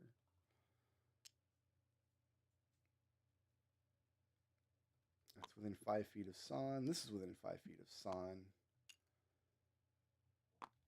Sahn, I need a DC 14 charisma saving throw. Good luck. You can do it. You are not standing within 10 feet of Benny. That's an 11. I'm going to see if I'm indomitable today. Okay. I am not. You are not. I'm So quite dominable, in fact. you are charmed. Uh-oh. So what's the condition of the charm? Well, all the standard conditions of charms, and while you are charmed, first of all, you drop everything you're holding. Okay. So that's a crossbow. I take it I don't drop my shield because that takes an action. Your shield's like strapped to your arm in some Yeah, yeah. capacity. While charmed in this way, you are also incapacitated and you have a speed of 0. Oh, okay. You are charmed in this way for 1 minute. And you know what? This is where I have to apologize for playing so much Baldur's Gate 3. 'Cause if you're incapacitated, I get advantage on my attack against you, I believe. Yeah. No, just no actions or reactions. I don't have advantage on you. I think that's stunned. Well, if you're paralyzed, you're Yeah. incapacitated, and I've got advantage on you. Yeah. Yeah. You can't take any actions or reactions. But this is supposed to be an opposed skill check. If you're incapacitated, you obviously can't make a skill check. Yeah, I think you just fail. Okay, but it's not technically an action or a reaction, it's an opposed roll, but I think the only way it works is if I disallow the check. Anyway, he's going to shove you off the tower. Okay. That's his strength athletics. Is a 13. Versus what DC, though, if you don't make the check? Make the check at disadvantage. This is strength athletics or acrobatics? Either or, whichever one you want. Okay. So I'll make an acrobatics at disadvantage. That 5 becomes a 14. 14. So that one does not shove you anywhere. And he's also standing next to you now. This one steps up. He's going to use his action to kick everything you dropped. So that was how many crossbows? 9? Just one. Just one. Kicks your crossbow over the ledge of the tower with one action. He's going to try to slam you to the ground with the other. If you're prone, you'll be easier to roll off this tower. I've got a 16 to hit Sahn. 16 doesn't hit. Does not hit. So the thing comes Yeah, down, slams into your carapace, but it's really spiky today. Mm-hmm. It seems But- very spiky today. Yeah, seems. In Illusions. addition, another one comes up out of the trap door. One of the ones you saw in the room below you, to investigate the disturbance. Sahn, you have no action or reaction because you're incapacitated, but there's nothing here that says you can't call out. Or move. Basically, his speed is 0 for the whole duration he's charmed. Oh, right. Yeah, I guess I'll yell out, mannequins, top floor. So, did you guys kind of all hear that? Because you're on the map here. Sahn is up here on this outside ledge, and you guys are down here outside. Do I have to make some sort of check to yell loudly? No, Do they if have to you make a if perception you check if to hear you me? yell out, I'll say they can hear. Okay. All right, so that was pink downstairs. That was pink upstairs. That was pink in the middle level. Okay, so that was pink, and I think that's the bottom of my order. So we're back to the top with Nazirr. Why is Brick doing initiative? I feel like this is a Bizarro world. Because a bunch of people were surprised, and I just wanted to make sure everything was accounted for. It just feels very weird for you doing our initiative. I'm I'm sorry, gonna- I felt I'm gonna uncomfortable. I'm going to stop doing it from now on, and now it's your job. I've declared this. Okay, Nazirr, you're up. I feel Uh, much more comfortable now. Thank you. yeah, I'm gonna when I hear that call out, I'm gonna wild shape into.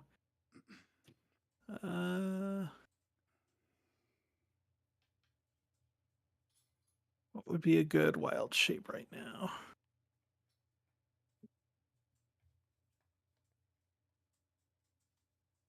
I'm thinking.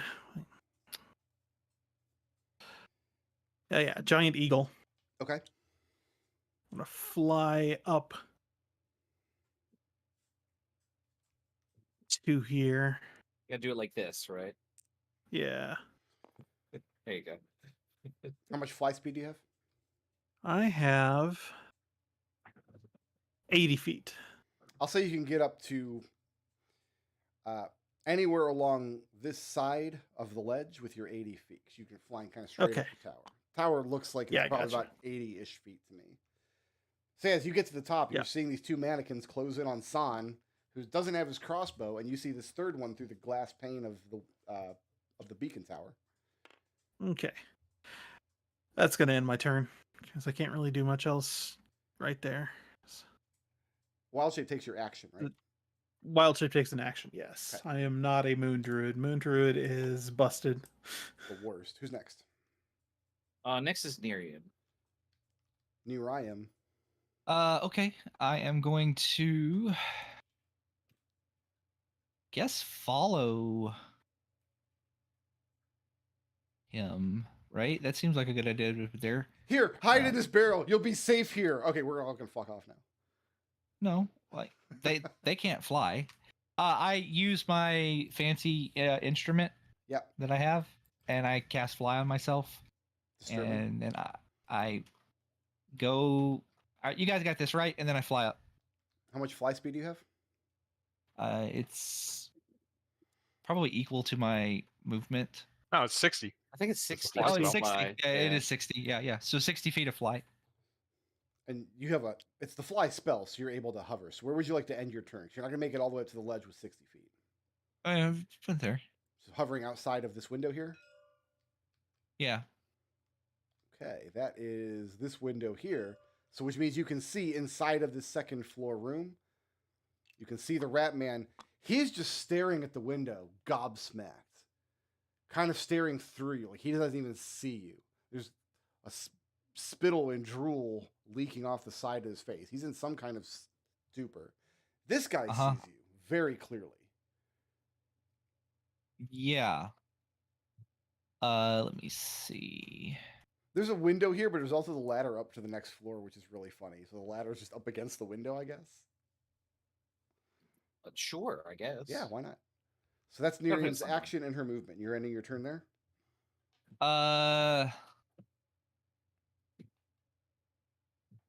Trying to think if I want to use a bonus action. The answer is no. Okay. So that is my end of my turn. Who's next? Next is Noose. Who's got Noose today? I was doing it last time. I could keep doing it. You can keep doing it. Let's It's fine. see. Okay. Hmm. Can Noose Yeah, target if he this is. guy? No, because he's on the other side of a doorway. Does Noose have a ranged weapon? If Rapier, dagger. if those squares were targetable from each other, Nerium would have taken attack of opportunity from him. Yeah, that's she, fair. She lifted up that square. Noose can chuck a dagger this way, right? Yeah, you sure can. Yeah, let's get that sneak attack once. I have 20 to hit. That hits. Dagger is D4. And then, what was your sneak attack? 46. Sneak attack damage is all the same type of damage as the weapon, right? Yes. In this case, it'd be all piercing damage. Okay, so 21 piercing damage. Okay. And Noose says, I'm going to need that back. You can collect it after the combat. Is that the end of Noose's Yeah. turn? That's the end of Noose's turn. All right. Who's next? Next is Sahn. Sahn. Do I get to repeat the save or anything? You don't. Okay, so I'm in conflict with the cloak. All right. Oh no. This is a pretty I don't know what I'm rolling. nasty effect. Charisma check. I got a 2 on charisma. I got a 20. Okay. So you failed by 18. So the cloak drops off and becomes unattuned. Existential crisis. And you become paralyzed with existential crisis, yes? Yep. Oh, not double paralyzed. Not Sahn's birthday today. Is he actually paralyzed or is he just Paralyzed with its decision paralysis. He has the paralyzed condition for how long? okay?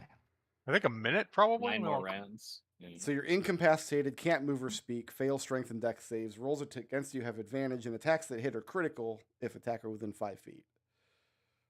Definitely not Sahn's birthday right now. Nerium and Nazirr are on the case, though. Who's next? Next is Benny. Hypothetical. Yeah. If I were to grab something and throw it into this tile, is that off a cliff and into the ocean? Or is there like a that's- wall? There's a there? path that leads up facing the town. You guys approach from So- that side facing the town. So I don't have an out of combat like barrier here that I could throw something. No. Okay, then I will just simply attack. The creatures do up top where Sahn is, because from there it's just down into the ocean. I'm aware that's a precarious situation. I have 28 to hit. That'll hit. Let's see here. Are these what is the bonus damage type? Undead or fiend? Nope. No, okay. Sorry, I had to bookwork here when I smite. Not an undead or fiend. Okay, got it. We're gonna smite. Okay.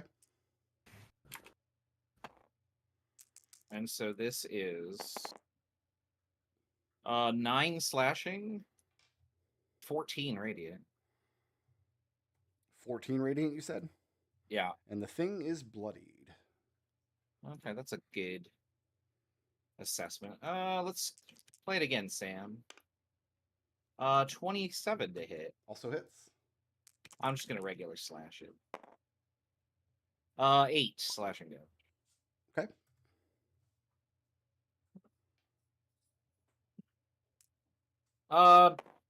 Benny can't get past this, can he? No, he's blocking your way. You'd have to use an action to shove him aside. Just stay there, Benny. Or Yes. as Ssah'ra, part of oh, your you have- attack. Ssah'ra has a. I have a 10 freaking foot reach. spear. Yeah, so I'm done. I'm good. All And right. Ssah'ra's up next. I was trying to get out of your way. Ssah'ra, fix it. Give it a try. Ssah'ra will slither behind Benny. It'd be easier if you had your action surge still. It'd be easier if I had legs. Your tail doesn't inhibit you in any way. I'm even. Yeah, she's I'll even allow you to wear the boots if you want. she's gonna try and slash it with her glaive. I love the thought of her just tying the boots by the laces to her tail and they just flop around. She just ties the laces together and drapes it over her shoulders. Yeah. I don't know if I was rolling or hitting the 5 key. I would roll that again. It looked like it dropped. All right. It's gonna be get it up. Sorry. It's gonna be a 20. That'll hit.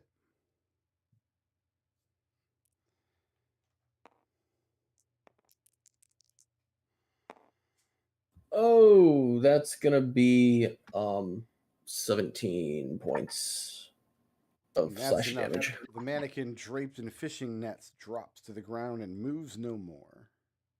All right, then I guess she's gonna slow there and pass Benny. There's another down here.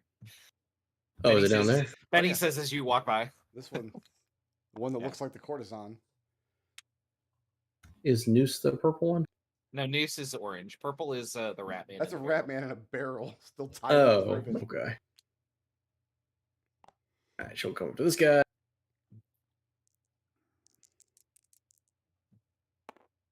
Power attack. It's gonna be a 20. That'll hit.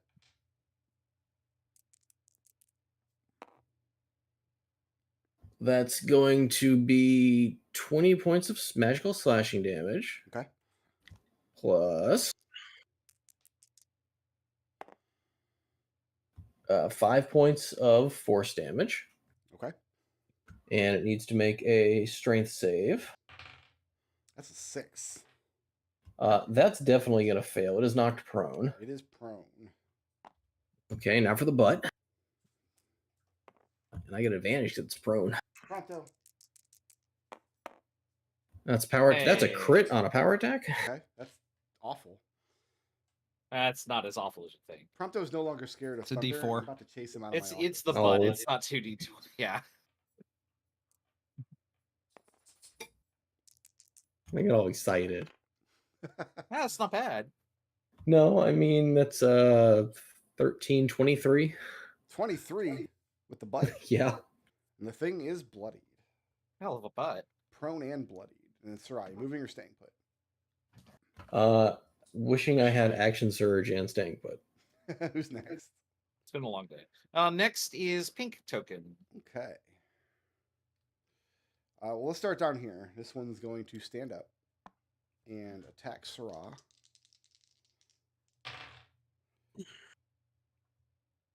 So I have a 16 to hit, That does not hit. and I have a 15 to hit. That does not hit.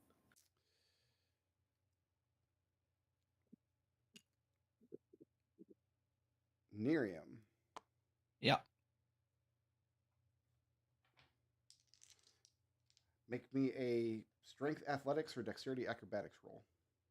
Oh, I thought there was glass. There is, but he can open the window from the inside. Ah, okay. Go figure. A window that Rude. can open. How dare you use the features of your own home? What am I rolling? Strength. You said athletics. Athletics or acrobatics, it's your choice. Okay. Acrobatics +3. So that's a 17. 17. Ac- Roll it one more time. For acrobatics. Yep. 21. 21. I only got a 20. Double good. So the thing opens the window and reaches out and tries to grab at you and drag you in the window, but unable Root. to get you grappled. Rude. This one here.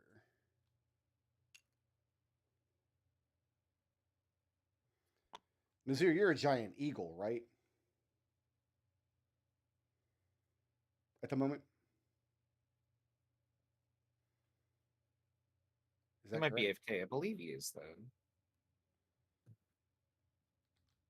Sorry, I was muted. You're a giant eagle. Yes, I am. I'm a giant eagle. All right.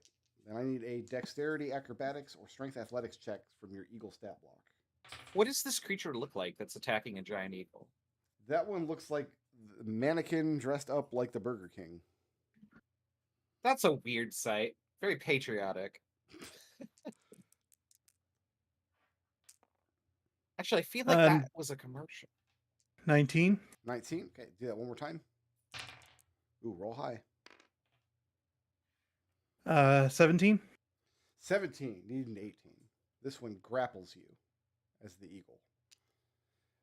I used 3 steps to get here, so it needs 2 steps to get here, and flings you into the beacon flame.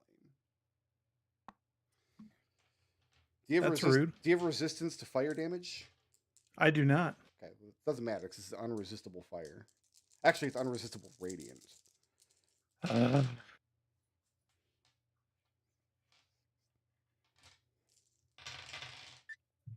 Ooh.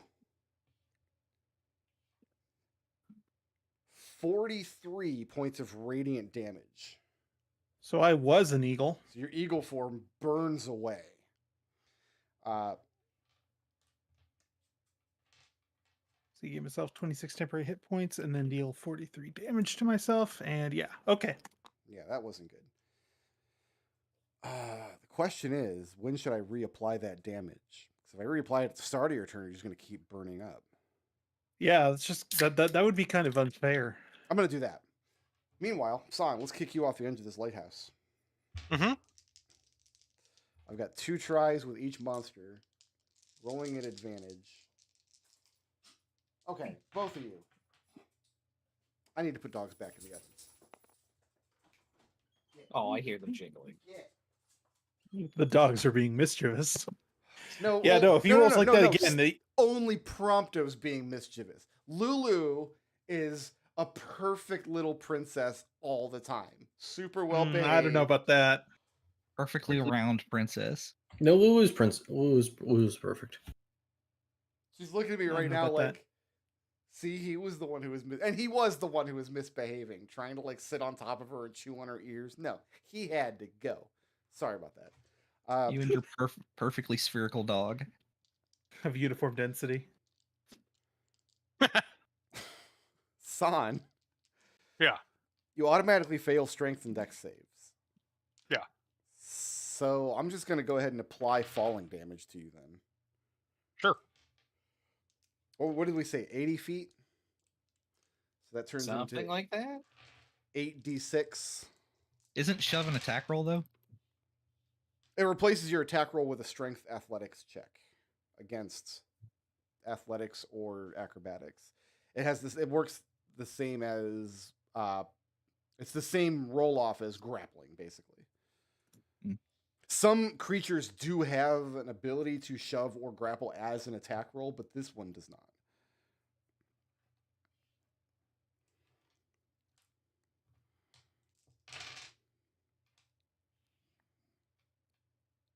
$30 points of bludgeoning damage, Sahn, as you hit the water below.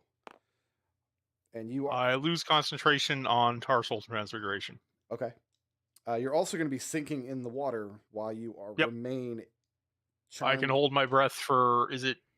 What is it in this edition? Is it a minute plus Constitution modifier minutes? That sounds correct. And then after that, you start. Okay, so that's 2 minutes. So after 1 minute, the charm will end. 12 rounds. Yeah. And how long? And then a round after that, I'll no longer be racked with decision analysis paralysis. That only lasts for. So I'll have 9 rounds. So I'll sink for 9 rounds. Not having a great day. I'm just going to double check that though. Make sure that that's correct. Yeah, I think that's right. But yeah, I have never had to use that rule before. We see Sahn go over the edge. Nazirr does. Well, no, Nazir's his eyeballs are being. Yeah, I'm not invisible anymore. I did attack. Nazirr didn't see it happen. What Nazirr saw happen was he got pushed into the fire, and by the time he climbs out, Sahn will no longer be sitting there. So probably fair to put 2 and 2 together. Depends on what you roll in this damage roll that's coming up, Brick Road. Honestly. Did we confirm that it's 2 minutes for 12 Constitution for holding my breath? Yeah, so you are. I'm gonna roll with that. That sounds fine. Yeah. Okay. And so 20 rounds. In 9 rounds, I'll be no longer charmed, and in 10 rounds, I'll be no longer overcome with analysis paralysis. Cool. Okay, so this You can one still make it out of that. Okay. that was this one here has not moved yet.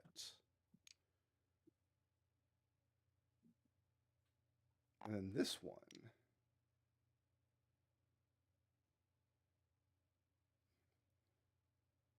Still has actions. Oh, can I ask one thing? Yeah. Does the cloak actually like fall off my back when I lose the attunement to it? I mean, No, Like, I don't think it ever. It just caused you to Blast. lose attunement to the cloak. So I'm Yeah. assuming Okay. So it's still I'm still wearing the cloak. when this happens to Ssah'ra, she drops the object because it reduces itself to a small square piece of chain that's not affixed to Okay. anything. So yeah, I've got a 19 to hit Nazirr.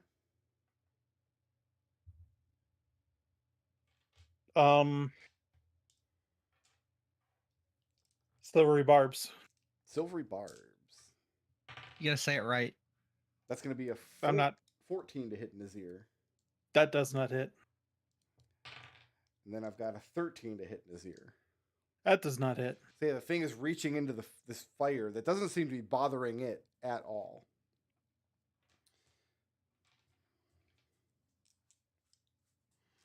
I think gave that's you a it for- shield +1 last week, didn't I? That's it for You pink, did. I believe. Yeah. Yeah, we tried to grab Nerium and missed. All these guys have done stuff. Who's next? Mm-hmm. I don't think we care about purple, do we? The barrel wiggles. Moving on. The barrel barely wiggles. Who's after purple? Yeah. Nazirr is next. It's my turn, Brick Road. Nazirr, you're starting your turn inside the beacon fire. Yeah, I know. Don't do that. At this moment, I'll give this to you for free. I was going to have you do this as an active perception if you wanted, but since you're standing literally in the fire, there's something else up here with you. Something large and hard and round sitting amidst this magical radiant fire.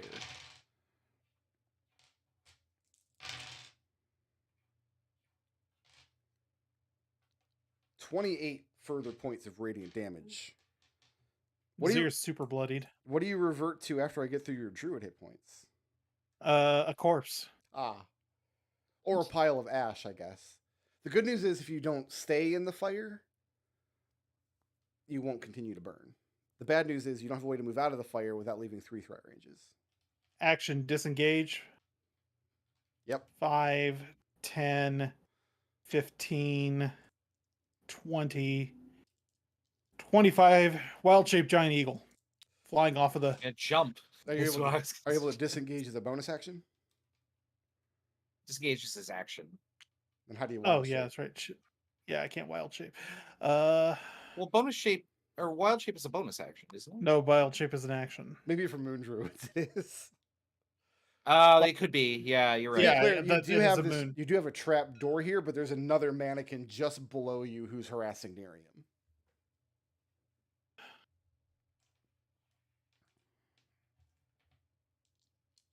Jump.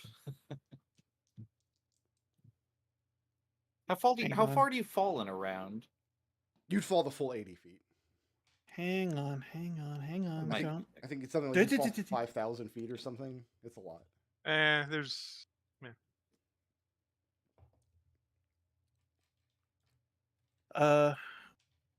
Bonus action.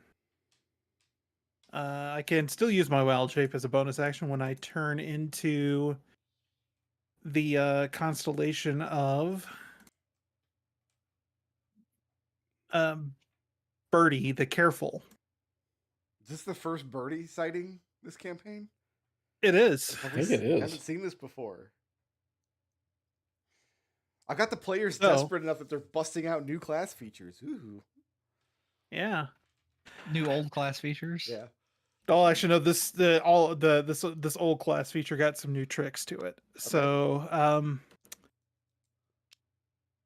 So I action guess- to so- disengage, and then bonus action to trigger the birdie wild shape. 25, 30. That gets me there. Yeah. Yeah, which gives me a fly speed.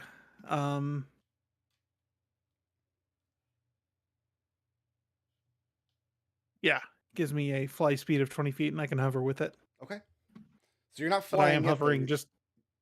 you're Yeah, I'm outside hovering the right door? there. Okay, you're not standing there. Yeah. Is that it for Nazirr?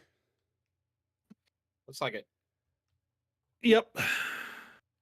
Nerium, you can hear a lot of to-do above you. Yeah. Nerium, fix it.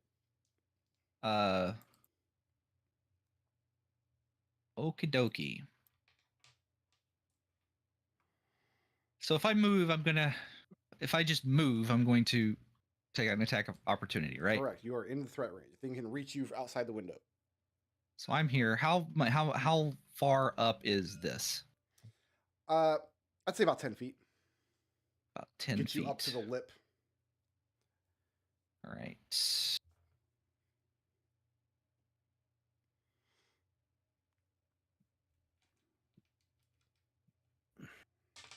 Could I can I see Nazirr from here? I'll say you're aware of his position, but you can't literally see him because you've got the underside of the platform above you. Right. Okay. He is glowing faintly. He is giving off light himself. Anything you're glowing at the moment is washed out from the beacon. Gotcha. Your glow is nowhere near the beacon fire here. All right. Can I use my face step to, since I'm flying magically, can I face step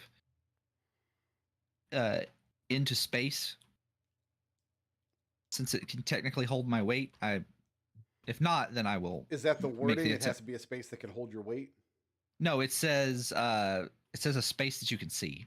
So open air is not considered a space under Right. any traditional reading of the rules. Unoccupied space you can see. The open space does not count as an unoccupied space. Okay. All right. In that case, You can see any space in the room, and I'd even give you the roof of below you. Right. Actually, I can see the. Hold on. Where's the top floor? There it is. Nope. Nope. Here it is. Where's the ladder?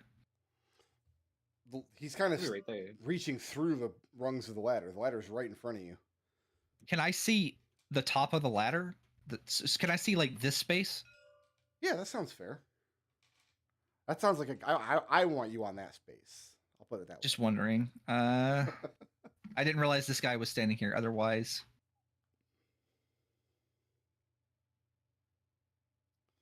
yeah, I'll say that's a legit space. You can see up through that because that trapdoor is open because the guy just climbed through. yeah. All right.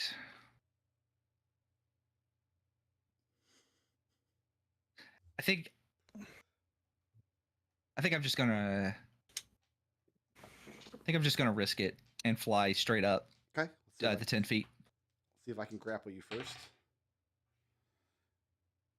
So give me an athletics or acrobatics roll.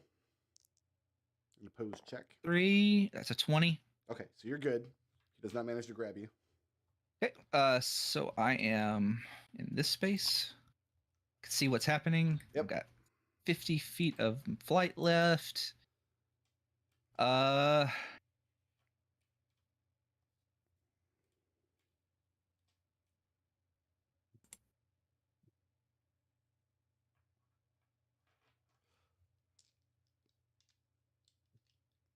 Sahn is know what I'm nowhere to gonna be do. seen, and Nazirr looks like he's been on fire for a minute. 20. Next to Nazirr. Let's see, 5, 10. I am reading the description of a spell here. 20 feet high, or a ringed wall up to 20 feet in diameter. Up to 20. Okay. Yeah. Ringed wall. Wall of fire. Ringed wall. We'll say it like that. So what happens now? It's facing. It's facing inward, so I need. Their savior throw happens at the moment you cast the spell. It doesn't.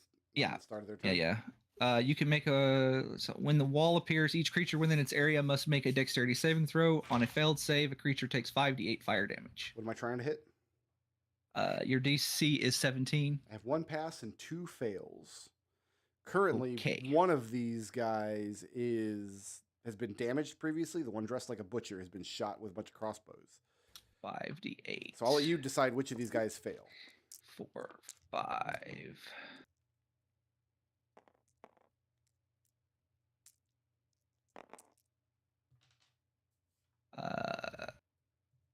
That is 22 fire damage. We'll say the one that's full of crossbow bolts passes. He passes. So he's taking 11. Yes. And I'm no longer flying because concentration is a bitch. So the octopus and the king get badly burned. And the wall is opaque, so you can't see through it, correct? Let me verify. I cast this spell a lot with the very first character I ever played in 5th edition. You guys might have met her. Her name's Tenacity. yeah. No, it doesn't ring a bell. She friggin' loved this spell. And then I started running for you guys, and then friggin' Terran loved this spell. Wall of Fire is amazing. No, I I thought don't that was think Nodal. Terran- It was Eldov Nodal. used Wall of Fire. Oh, was it Yeah, Eldov? that was Okay. Eldov. Yeah, you Terran put the Elvard's black tentacles in the center of it. Yeah, it was Yeah. kind of miserable to be on the receiving end of that. The wall is opaque. Yeah, so you can't see what's happening inside of it, but it's not solid. They can pass through it. It just take extra damage if they do, as I recall. Is that correct? Yeah. All right. And as cool. an added Yeah, bonus, the lighthouse is even brighter. So, and then I'm going. Is this so? Question: Mhm. Is this open all the way around? No, it's glass panes, but Nazir's standing at the door. There's like a Right. glass door that goes in. Cool. Let's see. I have my bonus action left. I like your little practice circle that you drew. No, that was not a practice circle. That was after I hit the button again. Is that it for I'll Nerium? delete it. No, I have my bonus action left. And my bonus action is going to be to give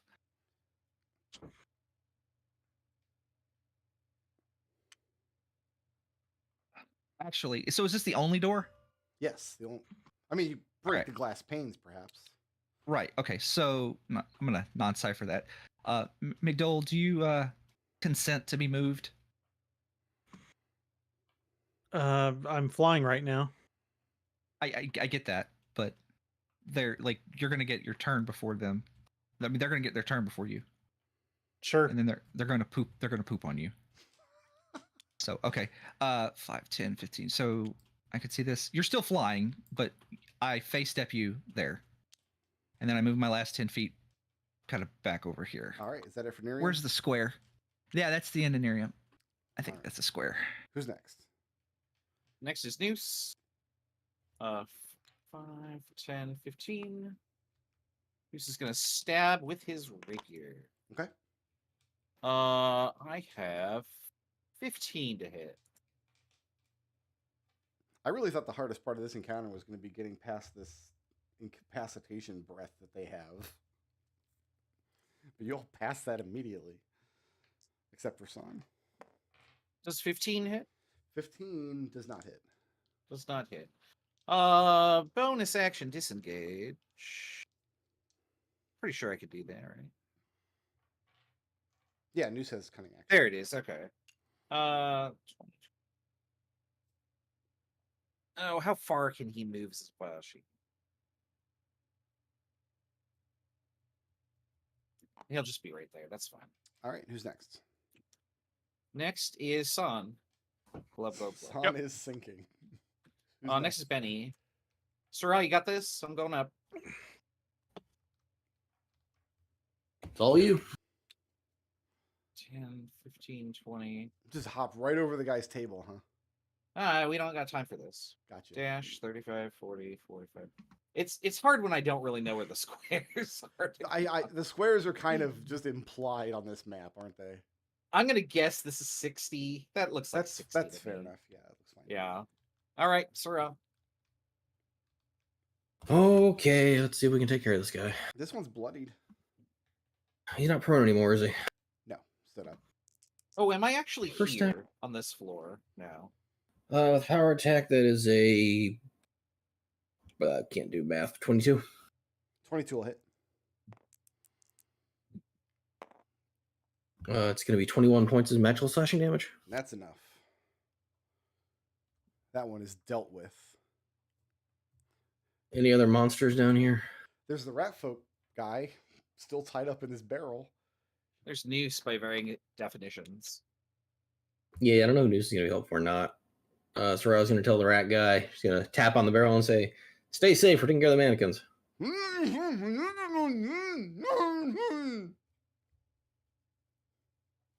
Busy, don't care. Adults are working. 30 gets me to here. Okay. And I gotta get up and around the stairs. Okay. Is that it for Ssah'ra? Slither away from the lighthouse? I can't. I don't think I can dash my bonus action on this guy, can I? Not that I know of. Sad. I'm just playing a rogue. Who's next? Next we got Pink Toad. Pink token. So you've killed all my pink tokens downstairs.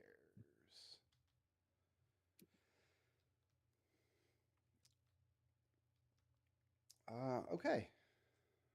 Oh, I do have something I can do. Do you? Yeah. Can I do non-cypher bonus? What are you doing? I'm gonna psychic leap for 60 feet of movement. You have to be able to see the square you're going to? I don't think so. I mean, I guess you could just barrel through the floor. It just jumps straight up. Well, Yeah, it's that's a it. leap. You're not teleporting, right? You're No, as a bonus action, you can propel your body with your mind. You gain flight speed equal to twice your walking speed until the end of your current turn. okay. So yeah, you could fly your way up the spiral. That'll give you another 30 feet. You gotta do it. You gotta do it right though. Raz is trying to impose this I wanted to create something that. Where's the would top be of the stairs? legacy. up here, and then the next staircase goes up from here. Wait, are you sure? Because Yeah, look. Positive. no, because this would be the. No, that's the bottom. That's the bottom of the stairs that you started. at. Where does this one go then? Oh, it's right. Is it this? So, Bet, these stairs here on the ground floor is- that you walk This past isn't a Benny Pro, connects this to is a here Raz Pro. to the bedroom. The stairs that she's standing at the base of go up to here, and then from there she can climb up the ladder. Oh, well, then why did I take these stairs at the bottom? I don't know why. You guys just walked past them. Because I didn't know they connected. Oh, I hate geometry. And Who's next? I'm done with Ssah'ra. Who's next? Okay, well then I'm actually. Who's next? Next it is Pink? Pink. Okay. Thank you for teleporting me. You're welcome.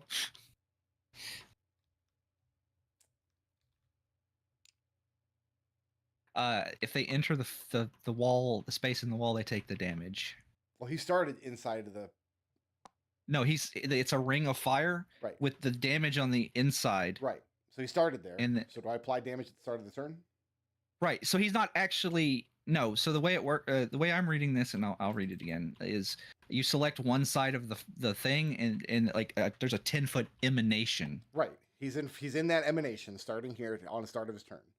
But if he actually enters the physical wall, he takes the damage again. So does he take damage from the emanation and then the wall? No, just the wall, just entering the wall, Okay, so the emanation doesn't do anything on the start of his turn. unless he ends his turn. Gotcha. unless Well, he he's ends his walking turn through the there. wall.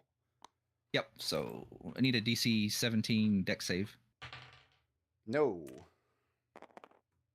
All right, 25 points of damage. 25. Very badly bloodied, this one.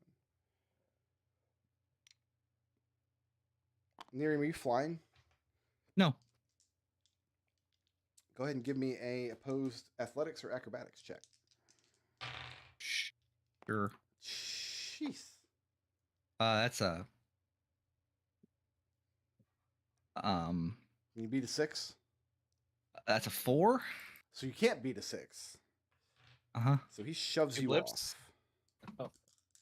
Okay. Ooh, I like them 6s.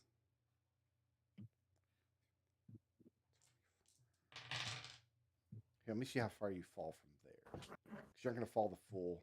Yeah, you're not going to fall the full 80. So 24 points of damage, and you land crashing on this steepled roof. I will let you, as a reaction, make an acrobatics check to regain your footing as you hit this roof here and not go rolling off to the ground. Oh yeah, sure. I'll try that. Yeah. That's a 8. An 8, so you're going to go falling off to the ground. Gotcha. Or additional 30 feet. So I applied, was it 24 damage? Yeah. From the first fall, plus 12 for the second fall, and you're gonna land like here-ish. Splat. Oh, it's that one shoot in Shoots and Ladders that sends you all the way back to the start. All right. Well, I keep concentration on the wall of fire, at least. Fair enough. What's the important part?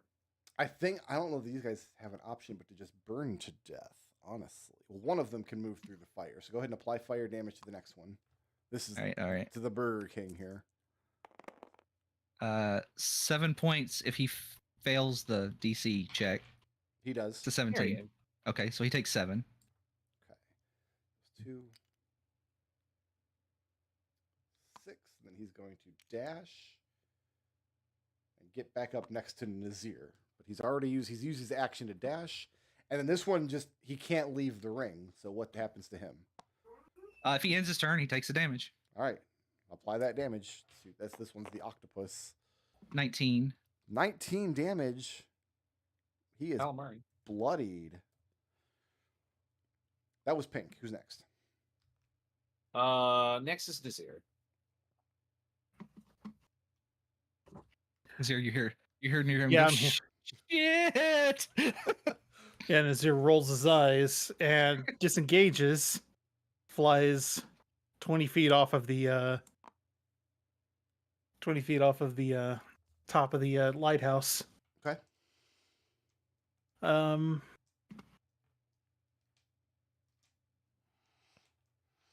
Can I do anything fun as a bonus action? Let's find out. Once the new book comes out in September, you can drink a potion.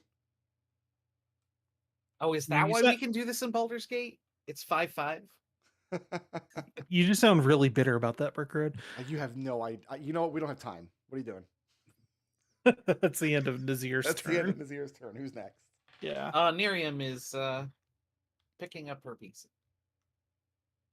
Nerium, apparently you've picked up herpes. Her pieces. I didn't take that much damage. So what are you doing, Nerium?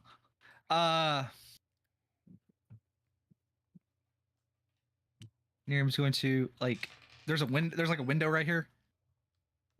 There's no, Probably that's not, like because the front door's right here. I'm gonna go up these stairs right here. Noose just watches you go by. Well, he's next. So he's gonna follow. Nerium basically says, "Don't say a word," and she walks. She walks in. She's like, "This never happened." Noose is like, "Did you have a nice trip?" Who's next? Next- Hold on. Noose. Yeah, go ahead. Go ahead. Next is Noose, who's gonna pick up his dagger Yeah. and go past Nerium and say, "Not a word." 35, 30. Bonus action dash. 35. I guess I 40, could have dashed. 45, 50. You can go ahead and dash if you wanted to. Trying to take this Actual action dash. 65. Where do I go from here? into the second This floor connects. room. This connects just right to here. Yeah, it goes there.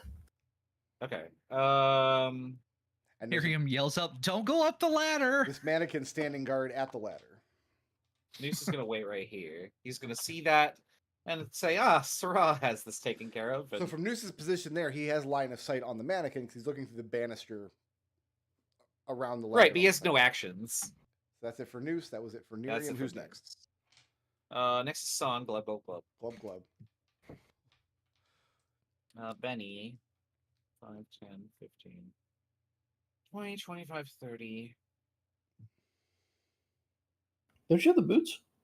No, not anymore. He's got the thread. I can climb up surfaces, but stairs are the worst surface by surface area. So 35, 40, 45. 50. Benny's like, when I build my island getaway with Nazirr, we're not gonna have any stairs. We're gonna No stairs, all slopes. We're gonna It'll be tr- accessible. we're gonna have trampolines. It'll be accessible and fuckable. I'm next to this purple guy, Yeah. and I exude an aura of immunity to charm. What happens to him? He starts to snap out of it, like, and starts blinking his way out. He's not going to do anything until his turn. But yeah, he's going to end. The No, effect but now. I'm gonna try and like stand in front of him if I can. Yeah. I don't know what space he's in, so He's- that'll be Benny's turn. We'll put him here. Who's Okay. next? And then Ssah'ra's next. Sorry, you have a target again. This one looks like the Dragonborn Bruiser. Yeah, I feel like I should just burn the White House down. And nothing of value is lost. Nerium is trying. On the contrary, she's improved it. All right, so this dude's in front of the stairs, guarding the trap door, Well, or in front ladder, of whatever it the is. ladder, yes. Yeah, she's gonna smack him. Good, do it. This one has not been damaged yet. First attack. It's gonna be a 21. 21 will hit.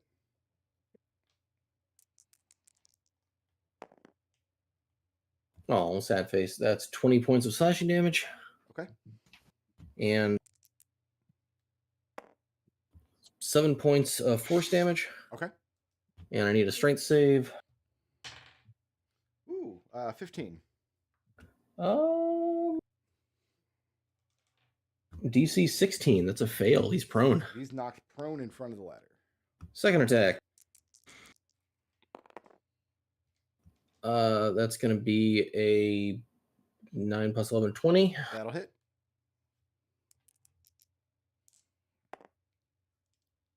Ooh, it's going to be 26 points of slashing damage. Is that it? No, I got a bonus attack. Okay. But Power attack. Ew. you still probably hit. 13. 13 does not hit. Oh, you're power attacking. Oh, Yeah. Ew, sad face. This thing is badly bloodied now. You got him from full hit points to bloodied in this one round. But you can still feel bad about it if you want. I do feel bad. I don't have any bonus attacks, so I guess I'm done. That's it for Ssah'ra. Who's next? Next is Pink Token. Okay, this one's going to stand up. It's not going to step forward because it'd have to abandon the ladder to do that. So let's just hit Ssah'ra from here. Not with that roll. That's a 16 to hit Ssah'ra. No, it's not. And a 10 to hit Ssah'ra. It does not.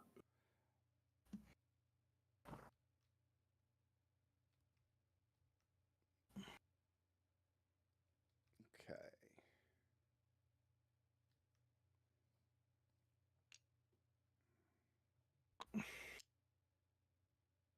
These ones are going to circle around, facing Nazirr.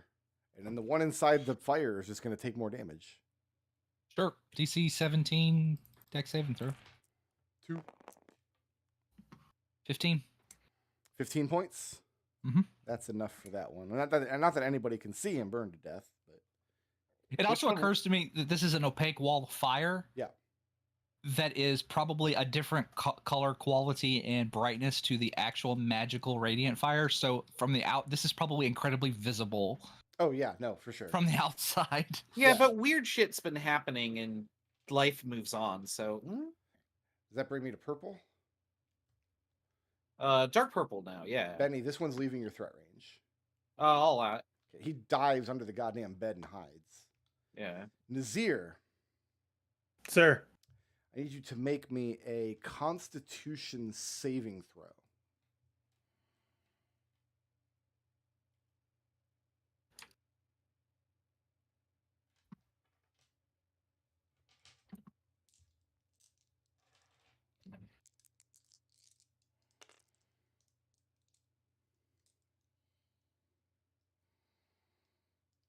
That's a 6.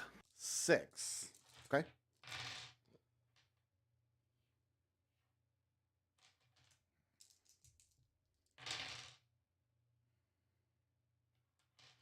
"22 points of radiant damage. Here's what happens. You hear a loud crack, like a stone breaking in half, which is probably something you're very familiar with, spending all that time with Mugduck in your brain. And then there's a loud roaring explosion. You're showered with shards of glass and this burning radiant heat emanating out in all directions. Is anybody down on the ground level? Kind Sahn, of. Rat guy. The purple guy, yeah. Sahn from 20 or 30 feet under the water, or however, looking up just this through the faint haze of the water, this explosion ring of radiant light emanates out in all directions from the lighthouse. Nazirr, you are stricken blind by the radiance. In addition to that, Oh no, I'm stricken unconscious. you're unconscious. Yeah, so I lose my fly speed. Cool. Let's see if I can. Yeah, Other things. So I get to apply falling damage to you. you do. Well, I'm not But gonna. I'm already at 0 hit points. So So it's just gonna how be you a want to? failed death save. Yeah, it's just a failed death Well, save. unless you just apply more than what, twice his hit point max. Yeah, you I- got to I deal don't- 100, I can't. do that with 106 the hit falling points to damage. that. Okay. I don't think you can. So So did the Nazirr, top of the lighthouse just explode? I'm just from my notes. you're laying unconscious here with a failed death save.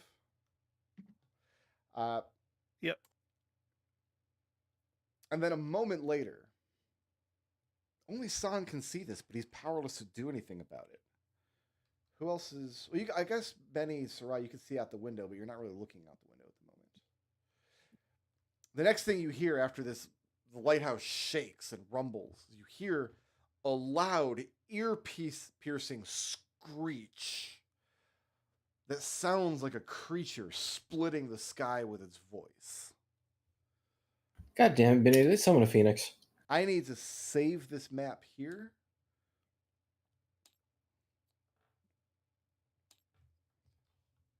Bear with me one moment. I'm going to name this map Lighthouse Snafu. Yeah, that's probably a good name for it.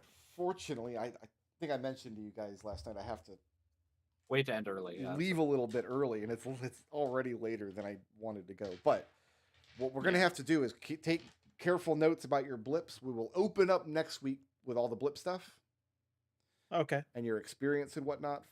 So I guess we're doing blips twice. Because I have to leave 10 minutes ago. Oh, you should probably go then. Yeah. Yeah, you Oh, should fine. get out of here. But I feel like we've left the party in a pretty good condition here. Things are looking up. for Okay, you my guys. notes say I have 7 rounds of paralyzed left and 6 rounds of charm left. Okay. Nazir's bleeding out on the ground. He's going to be making Yep. death saves. Nerium's having a great day. And I'm going to go do what I need to do. Thanks so much for playing, guys. Mhm. Yep. Pick it up next week. We will Yeah, cheers. resolve See you later. this issue. Yeah, later. This is Sir on Benny's best